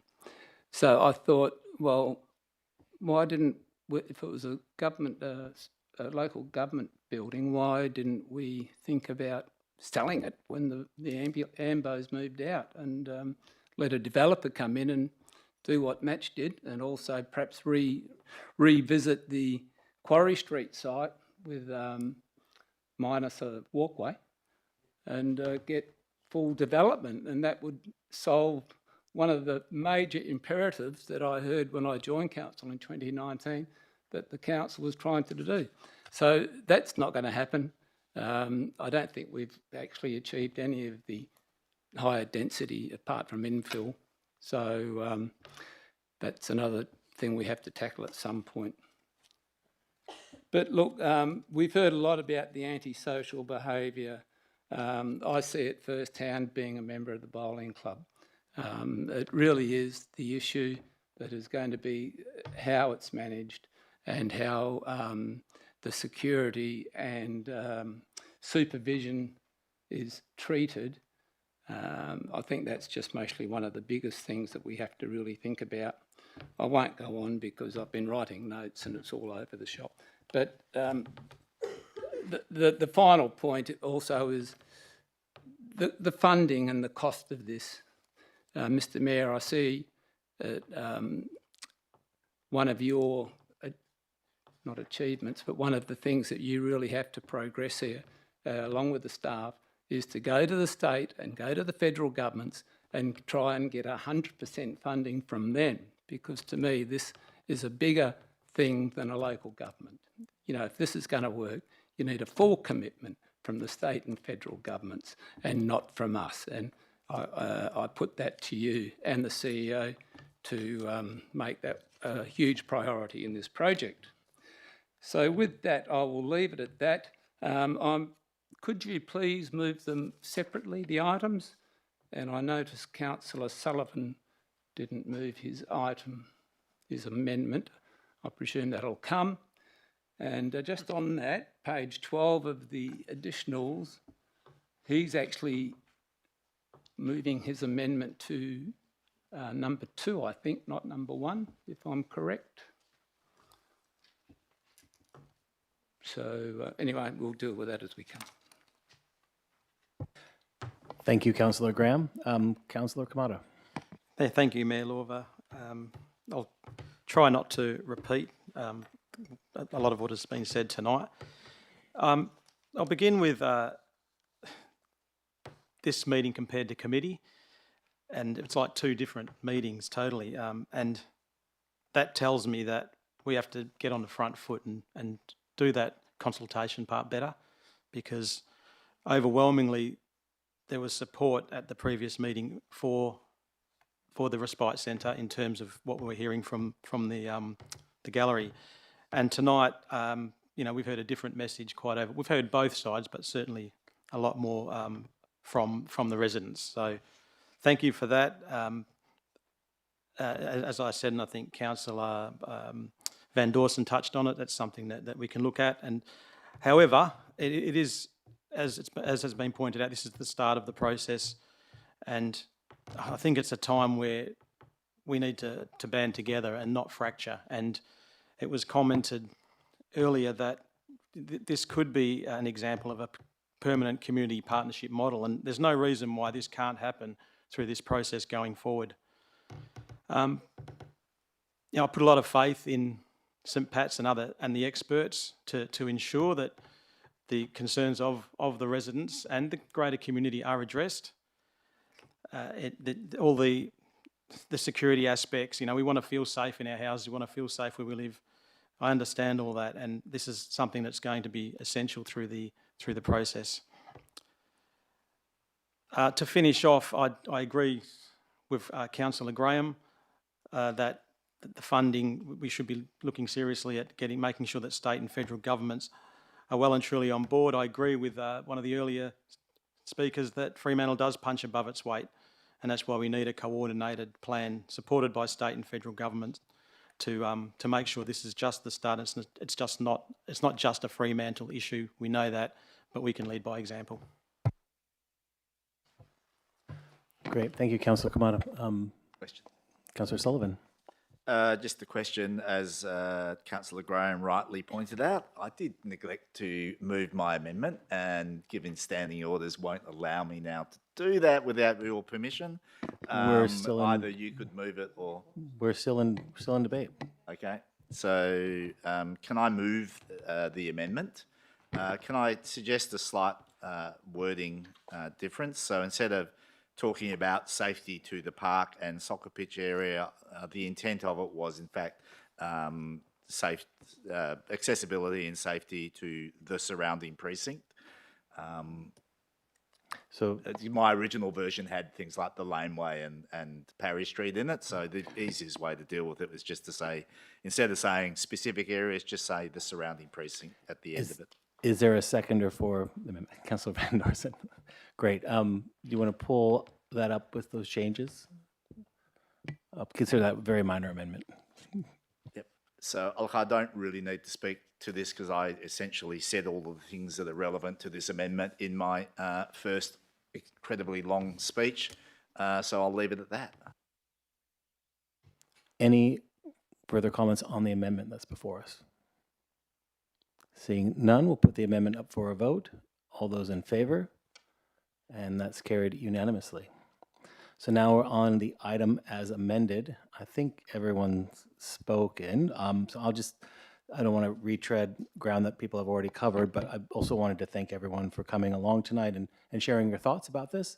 The one thing I will reiterate is that, if this is approved, it's the start of an ongoing conversation. It doesn't end if this gets up, won't end. It'll be an ongoing conversation with the folks that are closest by and our community more broadly. Right now, this building is housing, parking meters, cleaning supplies, some staff every now and then that drop in and need a break. And I think, looking at the site itself, it's not going to solve the homelessness issue. I think we've all acknowledged that. But for 28 people who are currently sleeping on our streets right now, it could make all the difference. And as was pointed out, it will require everyone working together because it's only going to be successful if everyone considers it a success. The one thing that I wanted to point out that wasn't mentioned is there's a possibility this could actually improve things in that part of Fremantle, because right now it's a little bit dark. There's corners where people can do things at nighttime or out of sight. Having a well-lit, well-landscaped and security in that area, it has a potential to maybe actually make things better. So I don't want to exclude that as a possibility in our thinking and how we might can be considering this. So that's really all that I wanted to add to what was said before. But yeah, this is the start of a potential ongoing conversation, and hopefully we can all work together on what this might look like. So I'll leave it at that. Did you wish to close, Councillor Van Dorsen? Yes, thank you. And really just to speak to the item itself, because I got a bit sidetracked before, and thank Councillor Sullivan for clarifying that and what we're voting on tonight, not the lease itself. As I'd said, it's for the CEO to progress the lease negotiations and provide us support. Also missed to thank the officers for their reporting and for council working with St Pat's to develop this proposal. I will be supporting tonight, and thank you St Pat's for working with council to develop this proposal, and which won't solve the issue of homelessness, of course, but will certainly help to address it for a portion of them and generally the issue. So thank you, that's all. Great. Now we have the item as amended before us. All those in favor? Oh, sorry, move it in parts. Yeah, my apologies. Can I rescind that? Okay, sorry. Councillor Graham, Councillor Graham, did you want every part moved individually, or is there a part in particular that you wish to be pulled out? Okay, all right. So we'll start with part 1 that's before us on the screen. All those in favor? That's carried unanimously. And on to part 2 as amended. All those in favor? Carried unanimously. Then on to part 3. All those in favor? Carried unanimously. Part 4. All those in favor? All those against? Councillor Graham against. That is carried. And is there a part 5? Or is that 4 parts? We do have a part 5. All those in favor of part 5? All those against? That's Councillor Graham against. That's carried. And that's the item. Great. Thank you, everyone. Now, we got through that one. We'll go back to the agenda. We'll start with with the start of the agenda.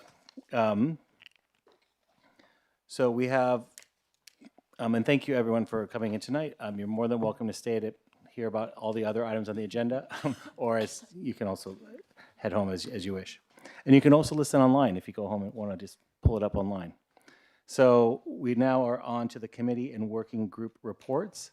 We've got the item 3, which is a unhosted short-term rental. Can I ask someone to move the item?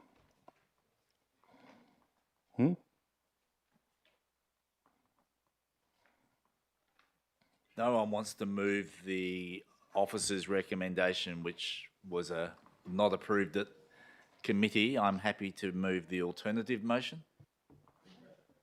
Okay. The committee.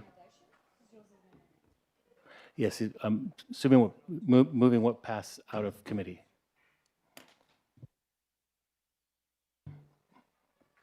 Okay, is there a seconder for the alternate motion by Councillor Sullivan? Councillor Clark. Okay, Councillor Sullivan. Thank you. I was almost over the line in approving this application. I mean, obviously, you know, we're going to get a number of these as they come through. And when I heard Councillor Clark speak, she reminded me quite rightly of the significant number of community submissions that were made rallying against having short stay in this building.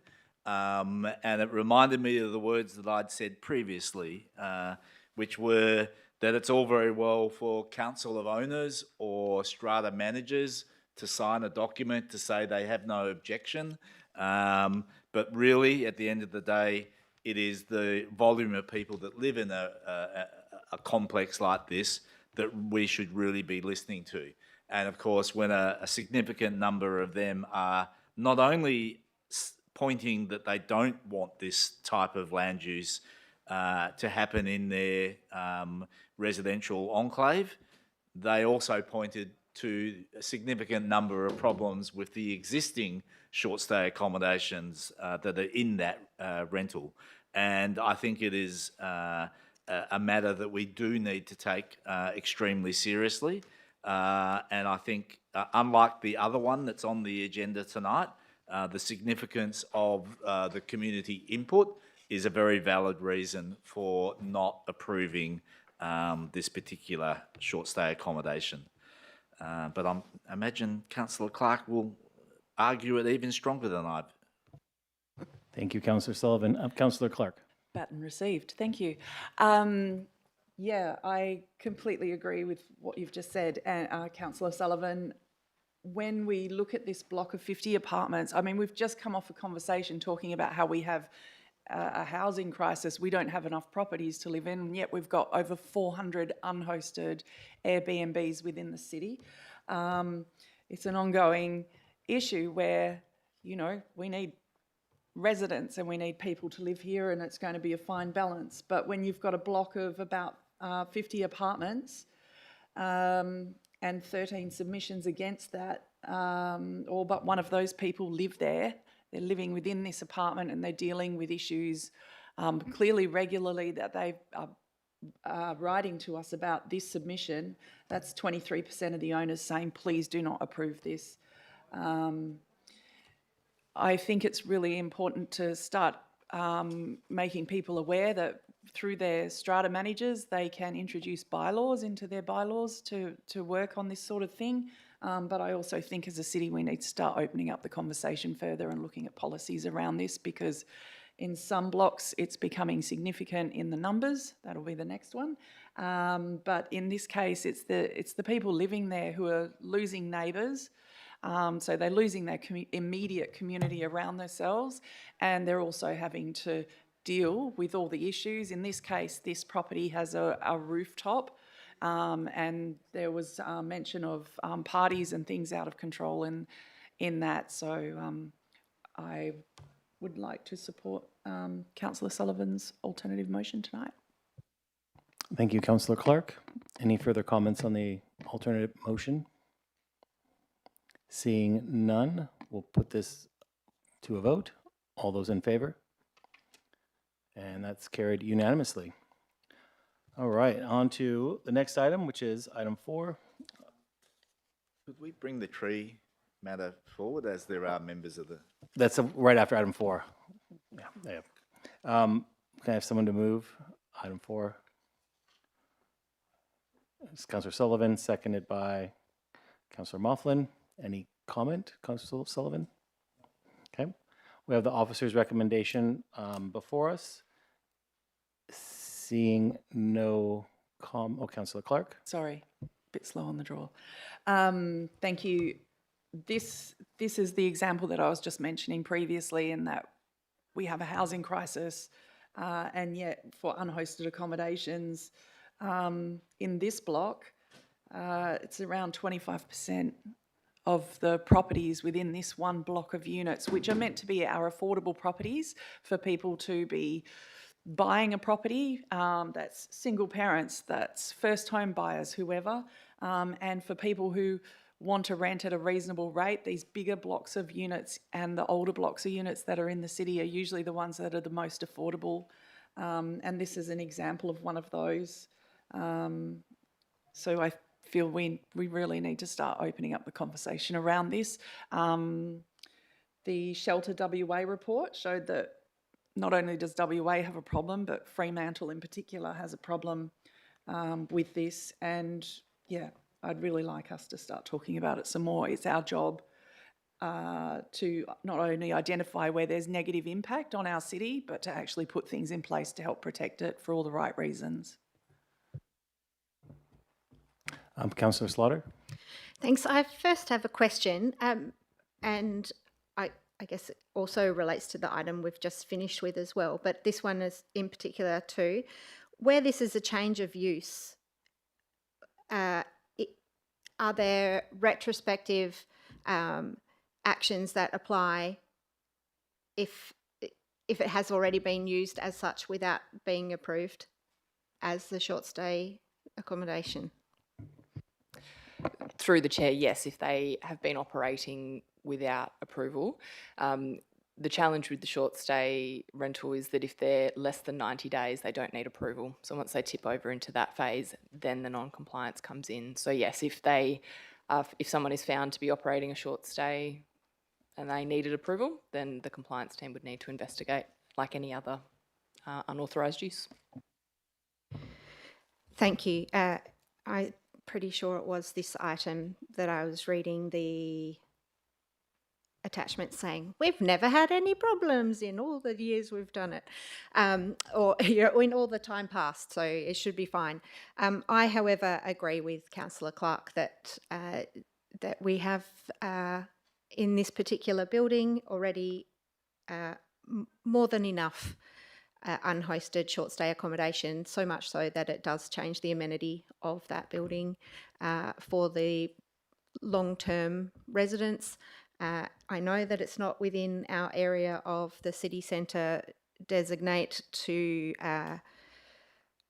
call for the restriction on unhosted short stay, but I think we can draw a line in the sand on this one too. Thank you, Councillor Slaughter. Councillor Van Dorsen. Thank you. Yes, I will speak on this one. I think I will be supporting this one.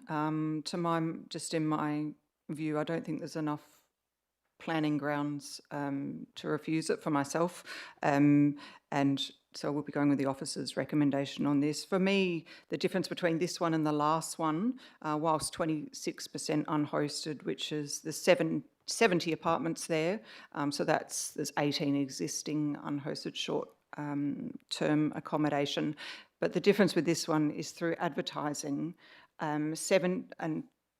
out of the 70 property owners, whoever is advertised to, we only got 2 objections. So I understand as a minimum, all the property owners were certainly notified of this application. We had 2 in support, which perhaps friends in the block or them, but only 2 objections. And that's where the key difference for me with the last one, I feel like I could refuse that one comfortably just as based on Councillor Clark and Councillor Sullivan's presentations, and when you have neighbours and a significant number objecting, that clearly demonstrates it's not wanted in the building. We didn't get that as an outcome of consultation with this one, so which indicates the existing one's possibly running pretty well, there's no issues in the building, and there's certainly not many, very, very small objections, so number of objections, so I will be supporting this. Thank you, Councillor Van Dorsen. Any further comment on the item? Seeing Councillor Sullivan to close. Thank you. I do wish to close on this one. While I find the arguments to refuse this one as well quite compelling, I think the point that was made is that we genuinely do need to have a conversation about this, and that conversation is what drives our policies, and our policy is very brand new, and we know that we have to kind of like see how it lands and hopefully improve it in due course, and that improvement will come by these development applications because it's testing our tolerance for whether or not we want to see these, and I think the reality is while we set sort of concerns about the city centre, we probably also do need to set a line in the sand about how many is too many in any complex. And I think that's a conversation I'd be more than happy to have, but it needs to be in the policy to make it grounds for us to be able to refuse. I think the public comment that has been made demonstrates potentially that one of these proposals has a fairly strong community of owners and a strong community therefore, and one of these proposals, complexes, perhaps doesn't have that same level of sense of community within the complex. I would hope that that's wrong, but that's what it's telling me by the public comment. And that's, I think, provides the difference between the two applications. So I very much think also, just lastly, I imagine with the number that we're refusing, we may well see some SAT applications at some stage, and that may well also provide some further guidance to us as to what we can and perhaps can't do within our policy to protect our community against an oversupply of short-stay accommodation. Thank you. Thank you, Councillor Sullivan. So all those in favour of the officer's recommendation? That's Councillor Moughlin, Mayor Lawver, Councillor Van Dorsen, and Councillor Sullivan. All those against? That's Councillor Slaughter, Councillor Graham, Councillor Kamada, and Councillor Clark. That's 4 and 4. So I get to do a casting vote, and I've often thought about what I would do in this situation. And on planning matters, I've landed on that. No matter how I vote, I will back the officer's recommendation on this. So I will use my casting vote to support the officer's recommendation to approve. All right. All right. Now we're on to item 6. And I'll just point out that we have an item in our agenda. We have an item with the officer's proposed amendment. We have an alternative motion by Councillor Sullivan and a deferral motion by Councillor Sullivan. So we've got plenty of options, and I would just ask that someone move one of those and just be very clear. There's many different items before us. One of the items would be great, yes.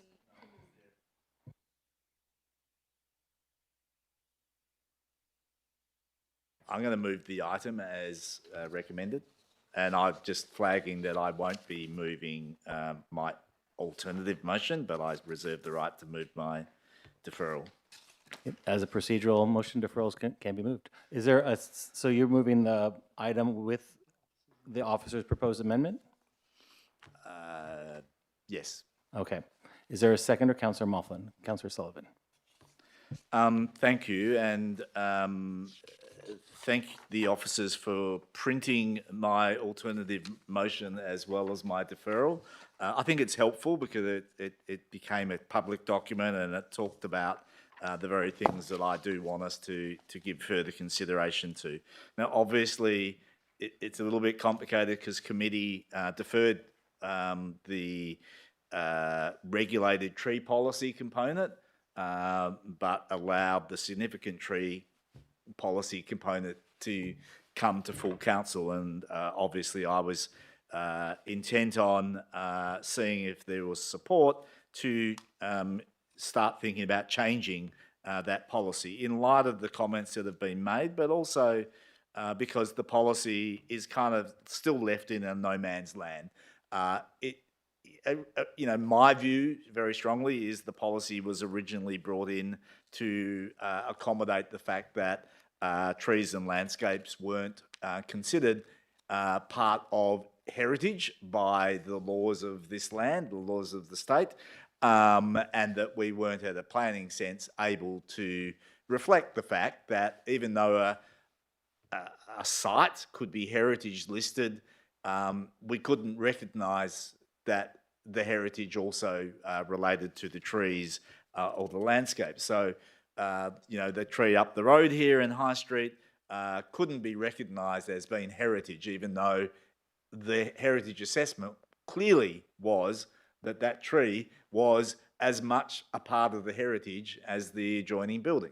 It was a nonsense, and of course the register allowed us to provide another way of registering that significance. And so I thought that's all it was for. But I've come to the realisation that, the reality is that's a part of what the register should look at doing. And that's, as it currently stands, the register talks about a bunch of categories that go beyond just heritage. So the ecological category. And while some of those matters might be considered as part of cultural significance, such as the aesthetic value might be considered as part of cultural significance, a tree could have aesthetic value and not be heritage as well. And so it got to the point where I felt there was a strong enough perspective being put forward by our community from very different sectors, from different people, 2 of them here tonight, others not here tonight, who were basically saying there are trees in our community that we want to see listed, valued in a way that is not just part of a regulated tree componentry. And the particular element of, one of the speakers is the ecological value, the fact that it might be a host tree for good things like our cockatoos and not so much bad things like the Prolificus shothole borer. But there are ecological reasons why we might want to list a tree. And I think that's sort of changed my mind quite a bit. And that's why I wanted to ask our staff to consider changing the way the policy is written so that there were 2 distinct categories. One was the original heritage category, and I think that's really important to maintain and do. And the other was a distinctive category that kind of dealt with all of the other stuff. And so that's where I'm hoping the conversation can go, and that's why I will seek a deferral, but I might just wait for others to speak if they wish to before moving that. Thank you, Councillor Sullivan. I'll just say briefly, I've never deferred part of an item before in a committee. I was interesting, and since then it's been mentioned to me that perhaps it would be better if we deferred the item holistically versus just deferring part of it. So that'll be my comment on the item. Otherwise, I'll just let the report speak for itself. Any other comments on the item? Councillor Slaughter. Thank you. I think we need to do a bit more work on both our significant tree and vegetation register as well as our tree retention policy. There are still things that need clarifying.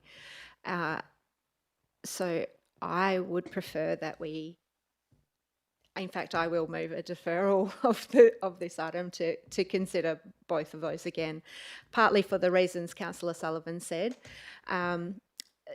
They're just... Is that? Sorry, yes, I move. Can I move a deferral? You can move a procedural motion. Is there a, Yes. a seconder for the deferral? Councillor Sullivan, okay. Now you can speak to the deferral, Councillor Sullivan can speak to the deferral, and then we'll vote. Thank you. We have elements of our policy that are of our tree retention policy that are not clear with the community. We need to clarify for our whole community all of our procedures so that when a development application comes forward, whether it be for your driveway or a significant prune of your regulated tree, the community knows the steps to take, and that is not clear currently, and that's why I believe we need to thoroughly look at our tree retention policy again, and it's not clear yet with the community how we deal with it, and I think even questions in this chamber over the last short time that I've been here have shown that even it's not clear amongst ourselves how things proceed. So for that reason, I want to defer the tree retention policy. For the significant tree register, similar to what Councillor Sullivan has said before, there are definitely feelings in the community that the tree retention policy doesn't go far enough in assigning a tree a significance that is lasting, it can be acknowledged, stays with the property and is respected. And that's come up time and again through community conversations, through presentations to us at council. And so I think that we need to look at that more thoroughly as well. And just being able to say it's under the tree retention policy, it's already significant enough, isn't enough for our community. Thank you, Councillor Slaughter. Councillor Sullivan, any comments on the deferral? Just to say that I welcome the deferral so that we can deal with the matters that I raised in the alternative motion, and that includes in the tree register whether or not we should be seeking authorisation from owners to either put a tree on the register, but more particularly whether in fact we should or shouldn't receive authorisation to remove a tree off the register. And I know that the manager has already pointed out that there may well be some changes in legislation that are coming forward. So I look forward to a full report on that, and hopefully we've got some grounds to move forward with changing that as well. Great. So we're now considering a deferral of item 6, the item before us. All those in favor of a deferral? And all those against? So the item is carried with Councillor Graham against. All right, so there's no decision on the item tonight. We've deferred it. So watch this space. All right, now we are on item 8, the revocation of local planning policy in the Hilton Neighbourhood Centre. Someone to move the item? Councillor Slaughter, seconded by Councillor Moughlin. Do you wish to speak to the item, Councillor Slaughter? No, thank you. Any other comment on the item? Seeing none, we'll put it to a vote. All those in favor of the officer's recommendation? And that's carried unanimously. Now, response to the petition, crossing at High Street. So that's the item 1. We have an officer's recommendation before us. We've got some proposed amendments. Can I ask someone to move the item? Councillor Clark, seconded by Councillor Sullivan. Right, Councillor Clark, did you wish to open debate, make comment? Thank you, Mayor. Yes, I do.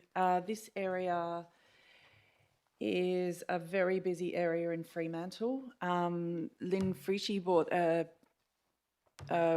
proposal through, a petition through to council to suggest wisely a refuge in the middle of the road of the 4 lanes that sit on High Street at the crossing of Amherst to provide some form of safety. I do have an alternative motion to put forward tonight for this. Should I move that immediately or after Amendment? amendment, sorry? You can move an amendment if you, Should we if you do wish. that now? Yep. Sorry, let me just No, double. it's It's an alternate Yeah, well, to get to the alternate recommendation, we have to vote this one down. Because Okay. we're considering this item that's before us. Okay. Sorry. Thank you. Wasn't sure. So when you speak to anyone who transits this area, regardless of whether they're walking on wheels, on their bikes, or driving through, it's a really unpleasant and unsafe feeling.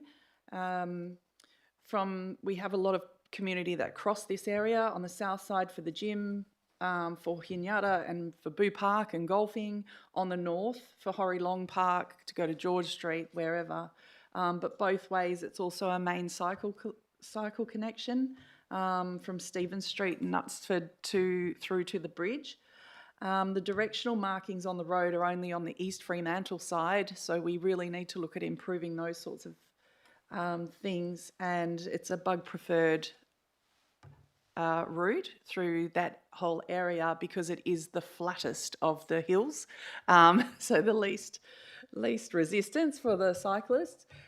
We also have a bike plan that's being reviewed right now as well, so all those things that's in motion. There's two major challenges with this area. So the 4 lanes, there's no refuge. The creation of the Stirling Highway High Street roundabout has essentially created what is referred to as a slingshot lane that comes in. People pick up the pace. The report, thanks for undertaking the report to our city staff. The 85th percentile is 57 kilometres an hour, which is pretty impressive coming in from that side. It's going in both directions, so that's pretty shocking. And, you know, when you talk to everyone, everyone's got a problem with this area. So this is something that we could spend money on now, but then we could look at redoing it again later, and I'm just concerned that we're potentially wasting money in the short term. Whereas I feel that we could do this bigger and, well, not bigger, but better if we took the time to really consider how the traffic flows. It's very similar to to Marine Terrace numbers in its flow, which is single lanes with a central islands and vegetation to slow things down, because we've got what is essentially a big concrete fast roundabout where there's heaps of accidents at the moment.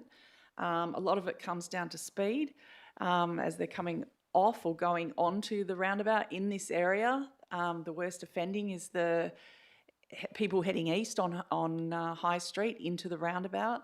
If we can slow it all down, because that part feels like a freeway, but it immediately heads into a residential area. So I'd like us to look at that.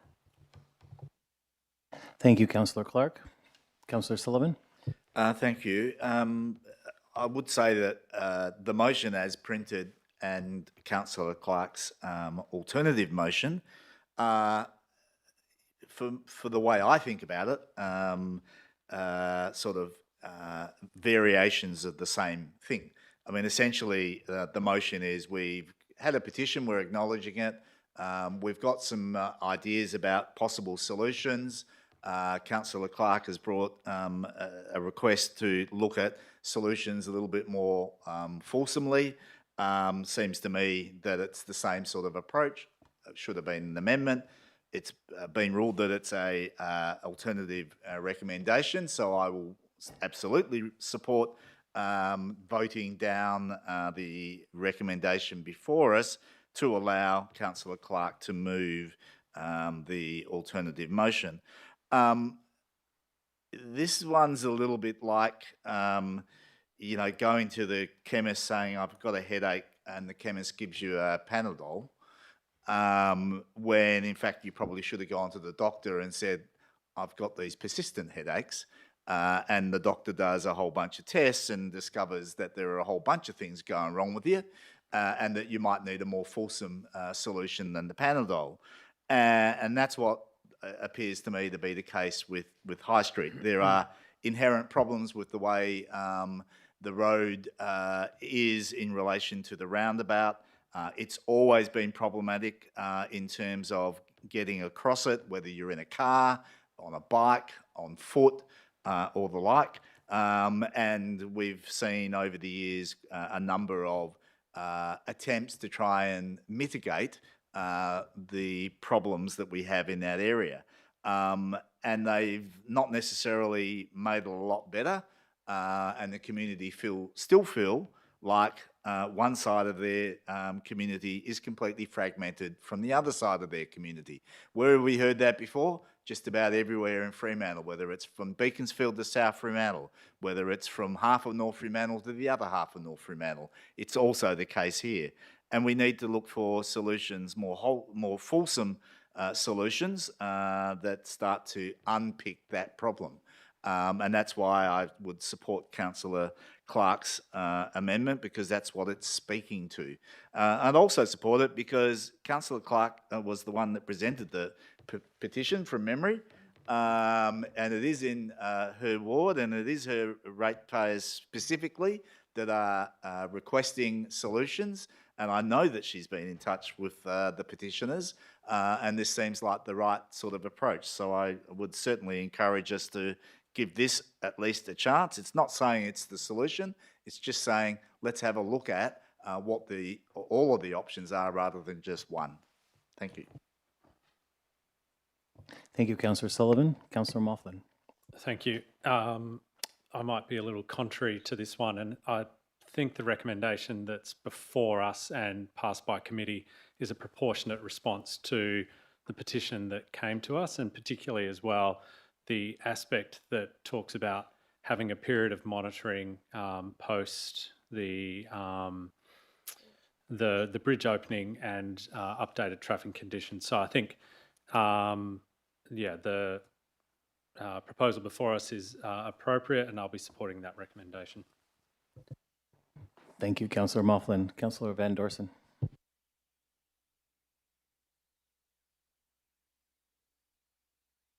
Sorry? Oh, turned it off. I won't be supporting the motion that's been moved, so the officer's recommendation on this, and we'll be supporting Councillor Clark's proposal. I agree. I don't think it should have been an alternative motion. I feel like it should have been an amendment. I feel like what Councillor Clark is seeking to do with this alternative motion is simply to clarify our expectations of what we'd like in terms of the reporting from officers, in like what we would like looked at in the reporting. I think I just think it provides more information on the officer's recommendations. I'm not rejecting the officer's recommendation. I just think this clarifies exactly what we want. And I also like that it looks to defer. I didn't like in the officer's recommendation that it wanted to progress improvements to High Street and, what was it, the other one? Anyway, you've said to defer it so it can be considered at the same time. The existing crossing point in the area of High Street. So we're looking, let's look at it holistically, the whole stretch. That's why I'll be not supporting this and supporting Councillor Clark. Thank you. I'm just going to point out that it's listed as an alternate motion in the additional documents, but there is a possibility of having it, if you disagree with that decision, we can vote on disagreeing with that decision and have it be considered as an amendment instead. So just putting that out there, it's a procedural thing, but it can be done. If you need a ruling on to disagree with, just let me know. So just to confirm, is that your ruling that it's an alternative motion? I know it was presented that way, but you need to rule your presiding member. I will make that comment right now. It is an alternate motion, and now it can be considered and disagreed with if that's the mood of the body of the chamber.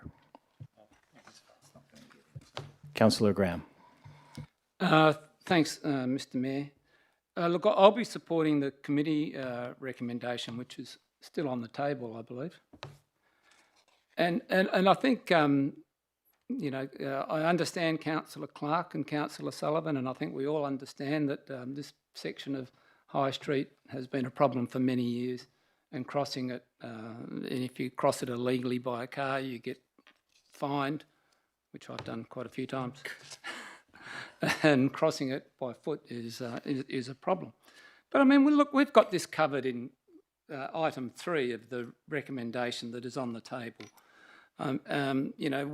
The bridge isn't finished. We know that the traffic is so much busier at the moment because you only have to go along Hampton Road and see how many cars are turning right at Ord Street into High Street. And you think, well, must be a bridge closed somewhere. And there certainly is. And that is just throwing so many cars onto this stretch of road. There is no point, in my view, looking at this until the bridge is opened and we've had a few months to reassess figures and look at what's going on. I mean, what's being proposed is like, all good intentions, and I'd mostly support it on any other day if it was in a budget process, and I think that's where this most probably belongs, is in a budget discussion. Now, when this report comes back in March 2027, that the CEO is being requested to do in item 3, we will be in budget discussions, and we will know then that what we need to do and what money we've got and what we can do. But I mean, I hate supporting something that's on the back end of something. We've had a petition come in to do a crossing point and all this sort of thing. We've got a valid officer's recommendation. Really, please, let's just stick with that. Let's work through the process. Come March 2027, which is only going to, be like that, we'll be in the budget process. And then we can all discuss it then. And that's where it belongs, in my view. Thank you, Councillor Graham. And it was also just noted to me by staff that alternate motions can be moved at any time during debate. So there's options before us. Councillor Slaughter. Thank you. I was just going to agree with Councillor Moughlin that I do think that the officer's recommendation is a proportionate response, and I think that having read the alternatives that have been proposed, I too would copy-paste that into an email for our budget discussions further on, given that part 2A and B already refer to, can you scroll that down again, please? Already refer to in general and not as specific as what we've been given in the alternate, but generally put these proposals forward to be added to the forward planning schedule for consideration already.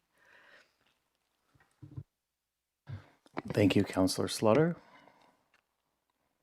Any further comments on what's before us?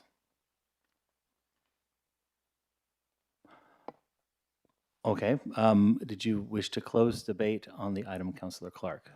Thank you. Just to explain, this was intended to be an amendment. It was intended to be high level looked at in the lead up to our budgeting process. So we're not starting that process after, recounting the cars with the CEO coming back in March and then starting the process. So that was the original intention of this. If you don't mind, part 10.9 of our meeting procedures policy, because there was a ruling that it was a alternate recommendation versus an amendment. Anyone can move that the presiding member be disagreed with, and if there would be a vote on that, and if that is carried, then it would be considered as an amendment instead of an alternate recommendation. So.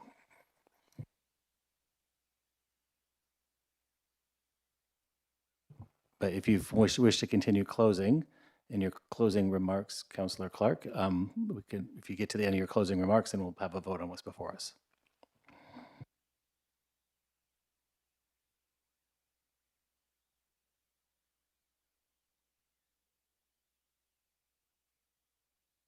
Yeah, I'll close. Thank you. All right, so what's before us is the officer's recommendation. All those in favor? Of Councillor Slaughter, Moughlin, Councillor Graham, and Councillor Kamada. All those against? And Van Dorsen, Councillor Clark, Councillor Sullivan, and Mayor Lawver. Tie-breaking vote, I will side with the officer's recommendation.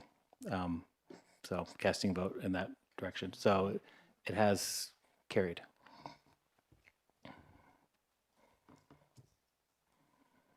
All right, we've done the respite center proposal. Now we're on to amendments to the financial hardship policy. Item 6, is there someone to move that item? Councillor Clark, seconded by Councillor Van Dorsen. Councillor Clark, did you wish to open debate?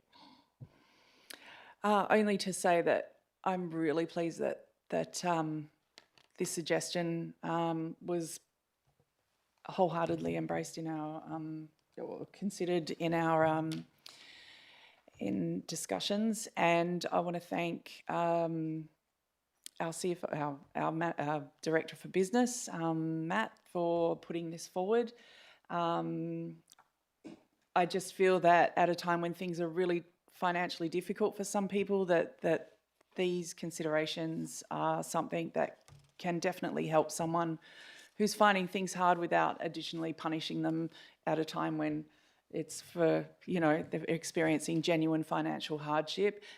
There are procedures in place which are really important to ascertain that the applicant is genuine in seeking this, and I'm really also pleased that there will be referral to financial counselling, and that may help people to find other financial assistance through government that they possibly did not know about. So I feel this is super important, and I was really pleased to put these suggestions forward, and I'm really pleased to see this here tonight. Thank you. Thank you, Councillor Clark. Any other comment on the item before us? Seeing none, I'll just really quickly say that, yeah, this is something that I think will help the people that need it the most, people that are doing it tough. You know, if we can ensure that they're just focused on paying their rates and not the fees and charges associated with maybe doing a payment plan, could really help the folks. So leave it at that. All those in favor? That's carried unanimously. Okay, now, let's see if we can't move some of these next ones en bloc. So is there any, we're on the review of various council policies. Is there anyone that wishes to speak to an item all the way down to the CEO performance review? So that would be various council policies, the Destination Development Working Group Chair, engagement update on the new planning scheme and the items associated with that, and the CEO officer annual performance. Anyone wish to speak on any of those items? Seeing none, I'll ask if we can move, or someone would be so kind to move, item 7, 8, and then 1, 2, 3, 4, and the CEO item 1 en bloc. Councillor Van Dorsen, second by Councillor Kamada. All those in favor? That's carried unanimously. And now we're on to general reports and the member motion to Western Australian Local Government Association's AGM. Can I ask someone to move that item? Councillor Graham, seconded by Councillor Sullivan. Councillor Graham, did you wish to speak to the item? No, not particularly, Mr. Mayor. I will just support Councillor's small amendment, which I'm sure he'd be happy to move now. Great, thank you, Councillor Graham. I'll move my amendment.